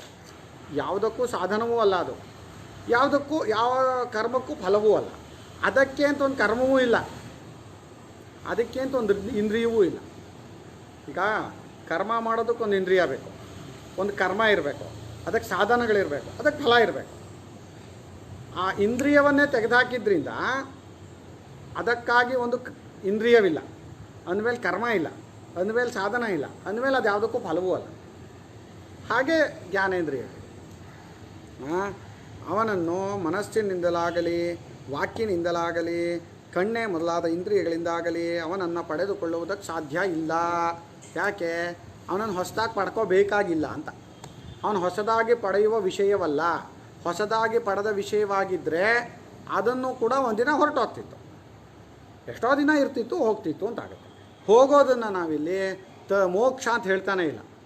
ಮೋಕ್ಷ ಅಂದರೆ ಸಂಪೂರ್ಣ ಬಿಡುಗಡೆಗೆ ಹೇಳ್ತಾ ಇದ್ದೀವಿ ಹೊರತು ಸ್ವಲ್ಪ ದಿನ ಅವನ ಜೊತೆ ಇದು ವಾಪಸ್ ಬರ್ತೀರಿ ಅಂದರೆ ಅದು ಮೋಕ್ಷ ಹೇಗಾಗುತ್ತೆ? ಅಯ್ಯೋ ಅದಕ್ಕೋಸ್ಕರ ಅಷ್ಟು ಪ್ರಯತ್ನ ಮಾಡದೇ ಇದ್ದರೂ ಆಯಿತು. ಇಷ್ಟೆಲ್ಲ ಪ್ರಯತ್ನ ಮಾಡಬೇಕಾ? ಈಗ ನನ್ನ ಹಣೆ ಬರವೇ ಇಷ್ಟು ಕಣ್ರಿ, ಹುಟ್ಟೋದು ಸಾಯೋದು ಇರಲಿ ಬಿಡ್ರಿ, ಏನು ಮಾಡೋಕ್ಕಾಗತ್ತೆ ರೀ? ಯಾವುದು ಪರಿಹಾರ ಮಾಡೋಕ್ಕಾಗಲ್ಲ. ಕೃಷ್ಣ ಹೇಳಿಲ್ವಾ, ಅಪರಿಹಾರ್ಯರ್ಥೆ ನತ್ವಂ ಶೋಚಿತು ಮರ್ಹಸೆ. ಪರಿಹಾರ ಮಾಡೋಕ್ಕಾಗದೇ ಇರೋ ವಿಚಾರದಲ್ಲಿ ನೀ ಶೋಕ ಮಾಡೋಕ್ಕೆ ಹೋಗಬೇಡಪ್ಪ, ಚಿಂತೆ ಮಾಡೋಕ್ಕೆ ಹೋಗಬೇಡ ಅಂತ. ಇದನ್ನು ಪರಿಹಾರ ಮಾಡೋಕ್ಕಾಗಿಲ್ಲ ಅಂತ ಆದರೆ ಏನಕ್ಕೆ ಶಾಸ್ತ್ರ ಇಷ್ಟೆಲ್ಲ ಹೇಳ್ತಿತ್ತು ಅಲ್ವಾ? ಅದರಿಂದ ಪರಿಹಾರ ಆಗತ್ತೆ ಅಂತ ಇಟ್ಕೊಳ್ತಾನೆ ಹೇಳ್ತಾ ಇರೋದು. ಅದರಿಂದ ಈ ತತ್ವವನ್ನು ಯಾರು ಆಗಮದಿಂದಲೂ ಆಚಾರ್ಯರಿಂದಲೂ ಶಾಸ್ತ್ರದಿಂದಲೂ ಅದರ ಬಗ್ಗೆ ಒಂದು ಶ್ರದ್ಧೆಯನ್ನು ಬೆಳೆಸಿಕೊಂಡು ಆ ತತ್ವ ಇದೆ, ಇಡೀ ಜಗತ್ತಿಗೆ ಆಧಾರವಾದ ತತ್ವ ಇದೆ ಅಂತ ಮೊದಲು ನಂಬ್ಕೋತಾನೆ. ನಂಬಿಕೊಂಡು ಶಾಸ್ತ್ರಾಚಾರ್ಯರುಗಳು ಹೇಳಿದಂತೆ ಸಾಧನ ಮಾಡ್ತಾನೆ. ಅಂಥವನಿಗೆ ಅಲ್ಲದೆ ಬೇರೆಯವ್ರಿಗೆ ಹೇಗಯ್ಯ ಗೊತ್ತಾಗುತ್ತಿದ್ದು ಈ ತತ್ವ? ಯಾರಿಗೆ ಇದರ ಬಗ್ಗೆ ಶ್ರದ್ಧೆನೇ ಉಂಟಾಗಲ್ವೋ ಅವನಿಗೆ ಇದ್ರ ಬಗ್ಗೆ ತಿಳುವಳಿಕೆ ಬರ್ಸೋಕ್ಕಾಗತ್ತಾ? ನೀನು ಯಾವುದನ್ನು ತಿಳುವಳಿಕೆ ಮಾಡ್ಕೋಬೇಕೋ ಮೊದಲು ಅದ್ರ ಬಗ್ಗೆ ಒಂದು ಶ್ರದ್ಧೆ, ಅದ್ರ ಬಗ್ಗೆ ಒಂದು ನಂಬಿಕೆ, ಒಂದು ಕಲ್ಪನೆ ಏನಾದರೂ ಬೆಳಿಬೇಕು. ಕಲ್ಪನೆನೇ ಬೆಳೀದೇ ಇದ್ರೆ ಅದ್ರ ಬಗ್ಗೆ ತಿಳುವಳಿಕೆ ಬರುತ್ತಾ? ಖಂಡಿತ ಬರಲ್ಲ. ಆದ್ದರಿಂದ ಈಗ ಮುಂದೆ ಬರೀತಾರದ್ದೆಲ್ಲ ಏನು ಅಸ್ಥೀತಿ ಬ್ರುವತೋ ಅನ್ಯತ್ರ. ಇದು ಇದಾನೆ. ಆ ತತ್ವವೆಂಬುದೊಂದಿದೆ, ಇದೆಯೇ ಜಗತ್ತಿಗೆ ಆಧಾರವಾದ ತತ್ವ ಇದೆ. ಯಾಕಪ್ಪ ಅಂದರೆ ಶಾಸ್ತ್ರ ಮತ್ತು ಆಚಾರ್ಯರುಗಳು ಉಪದೇಶ ಮಾಡ್ತಾ ಇದ್ದಾರೆ. ಅದನ್ನು ಇಲ್ಲದೇ ಇರೋದನ್ನು ಉಪದೇಶ ಮಾಡ್ತಿತ್ತ ಶಾಸ್ತ್ರ? ಇಲ್ಲದೇ ಇರೋದು ಹೇಳೋದಕ್ಕೆ ಇಷ್ಟೆಲ್ಲ ಅದು ಹೇಳಿದ್ನಲ್ಲ, ಆಕಾಶ ನೋಡೋಕೆ ನುಗ್ಲು ಅಂತ. ಅದಕ್ಕೆ ಇಲ್ಲದೇ ಇರೋದಕ್ಕೆಲ್ಲ ಅಷ್ಟು ಪ್ರಯತ್ನ ಮಾಡಬೇಕಾಗಿಲ್ಲಪ್ಪ. ಆದರೆ ಶಾಸ್ತ್ರಾಚಾರ್ಯರುಗಳು, ಅನೇಕ ಋಷಿಮುನಿಗಳು ಅಷ್ಟು ವರ್ಷಗಳಿಂದ ಈ ತತ್ವವನ್ನು ಇದೇ ಇದೆ ಅಂತ ಹೇಳ್ಕೊಂಬರ್ತಾ ಇದ್ದಾರೆ. ಅವರುಗಳು ಅದಕ್ಕೆ ಪ್ರಯತ್ನ ಮಾಡಿ ಅದನ್ನು ಪಡ್ಕೊಂಡಿದ್ದಾರೆ. ಅದು ಪಡ್ಕೊಂಡು ಅನುಭವವೂ ನಮ್ಗೆ ಹೇಳ್ತಾರೆ. ನಾವು ಇಷ್ಟೇ ಕಷ್ಟಪಟ್ಟವಪ್ಪ, ನೀವೇನು ಮಾತ್ರ ಅಷ್ಟು ಕಷ್ಟಪಡಬೇಡಿ. ನಮ್ಮ ಸ್ವಾಮಿಗಳು, ನಾನು ಬೇಕಾದಷ್ಟು ಕಷ್ಟಪಟ್ಟೆ, ಮುಂದಕ್ಕೆ ಬರೋ ನಮ್ಮ ಮಕ್ಕಳು ಇಷ್ಟೆಲ್ಲ ಕಷ್ಟಪಡೋದು ಬೇಡ, ಒಂದು ಆಶ್ರಮ ಇರಲಿ, ಊಟ ತಿಂಡಿ ಚೆನ್ನಾಗಿರಲಿ, ಒಂದು ಜಾಗದಲ್ಲಿ ಕೂತ್ಕೊಂಡು ನಾನು ಅದ್ರ ವಿಷಯ ಎಲ್ಲ ನಾನು ಏನು ಅನುಭವದಲ್ಲಿ ಅನುಭವಿಸಿದ್ದೀನಿ ಅದನ್ನೆಲ್ಲ ಇವರಿಗೆ ಬರೆದಿಡ್ತೀನಿ. ಇದನ್ನು ಓದ್ಕೊಂಡು ಇಲ್ಲೇ ಒಂದು ಜಪತಪಾದಿಗಳನ್ನು ಮಾಡಿಕೊಂಡು ಈ ವೇದಾಂತ ಚಿಂತನೆ ಮಾಡಲಿ ಅಂತ ಬರೆದ್ರೆ ಹೊರತು ಏನೂ ಇಲ್ಲ ಕಣ್ರಪ್ಪ, ನೀವೇನು ಮಾಡಬೇಕಾಗಿಲ್ಲ ಅನ್ನೋದಕ್ಕೆ ಇಷ್ಟು ದೊಡ್ಡ ಆಶ್ರಮ ಮಾಡಬೇಕಿತ್ತ, ಅಷ್ಟು ಗ್ರಂಥ ಬರಿಬೇಕಿತ್ತ? ಬರಿಬೇಕಾಗಿರಲಿಲ್ಲ. ಆ ತತ್ವವು ಯಾರು ಮೊದಲು ಶ್ರದ್ಧಾವಂತನೋ, ಶ್ರದ್ಧೆಯಲ್ಲಿ ಏನು ಬರಬೇಕು ಅಂದರೆ, ಮೊದಲು ಶ್ರದ್ಧಾವಂತನಿಗೆ ಅಸೂಯಾದಿಗಳು ಗುಣ ಹೋಗುತ್ತೆ, ಕಾಮಕ್ರೋಧಾದಿ ಗುಣ ಹೋಗುತ್ತೆ. ಯಾಕೆ ಅಂದರೆ ಆ ಯಾವ ಪರಮಾತ್ಮ ವಿಚಾರದಲ್ಲಿ ಶ್ರದ್ಧೆ ಬೆಳೆಸ್ಕೊಂಡು ಹೋಗ್ತಾನೋ, ಶ್ರದ್ಧೆ ಇರೋ ಜಾಗದಲ್ಲಿ ಬೇರೆ ಕೆಟ್ಟ ಗುಣಗಳಿಗೆ ಅವಕಾಶ ಇಲ್ಲ. ಸಾಮಾನ್ಯವಾಗಿ ಲೋಕ ವಿಚಾರದಲ್ಲಿ ನೋಡಿ, ಯಾರೋ ಒಂದು ಹುಡುಗನಿಗೆ ಈ ಸ್ಕೂಲಿನ ವಿಚಾರದಲ್ಲಿ ತುಂಬ ಶ್ರದ್ಧೆ ಇದೆ ಅಂದರೆ ಅವ್ನು ತುಂಬ ಕೆಟ್ಟ ಕೆಲಸ ಮಾಡೋಕ್ಕೋಗಲ್ಲ. ಈಗ ನಮ್ಮ ಸ್ವರೂಪ ಬರ್ತಾನಲ್ಲ, ಅವ್ನಿಗೆ ಎಷ್ಟು ಶ್ರದ್ಧೆ, ನಾನು ಓದ್ಕೋಬೇಕು, ನಾನು ಇದಾಗಬೇಕು, ನಾನು 8ನೇ ಕ್ಲಾಸಲ್ಲಿ ಇದೆ ರ್ಯಾಂಕ್ ಬರಬೇಕು ಎಲ್ಲ ಹೇಳ್ತಿರ್ಲಿಲ್ಲ. ಅವ್ನು ನೋಡಿ ಅವನಿಗೆ ಜಾಸ್ತಿ ಕೆಟ್ಟ ಬುದ್ಧಿಗಳಿಲ್ಲ. ಸ್ಕೂಲಿಗೆ ಹೋಗದೇ ಇರೋ ಅವನು ಹುಡುಗ ಬರ್ತಾನಲ್ಲ, ಅವ್ನಿಗೆ ಸ್ಕೂಲ್ಗೆ ಹೋಗಬೇಕು ಅಂತಲೇ ಇಲ್ವಲ್ಲ, ಅವನ ಹೆಸರು ಬೇಡ, ಅವನು ನೋಡಿ ರೌಡಿ ಇದ್ದ ಬುದ್ಧಿನೇ ಕಲಿತಾನೆ. ಯಾಕೆಂದ್ರೆ ಅವನಿಗೆ ಒಂದು ಗುರಿ ಇದೆ, ಆ ವಿಚಾರದಲ್ಲಿ ಶ್ರದ್ಧೆ ಇದೆ, ಅವನಿಗೆ ಬೇರೆ ವಿಚಾರ ಬೇಕಿಲ್ಲ. ಲೌಕಿಕದಲ್ಲೇ ಹೀಗಿರೋವಾಗ ಈ ತತ್ವದ ವಿಚಾರದಲ್ಲಿ ಶ್ರದ್ಧೆ ಇರೋವನಿಗೆ ಉಳಿದ ಎಲ್ಲ ಕೆಟ್ಟ ಗುಣಗಳು ಹಾಗೆ ಹೊರಟೋಗ್ತಾ ಇರೋ, ಅದು ಹೋಗಬೇಕು. ಹರಿ ಓಂ ಶ್ರೀಕೃಷ್ಣಾರ್ಪಣಮಸ್ತು.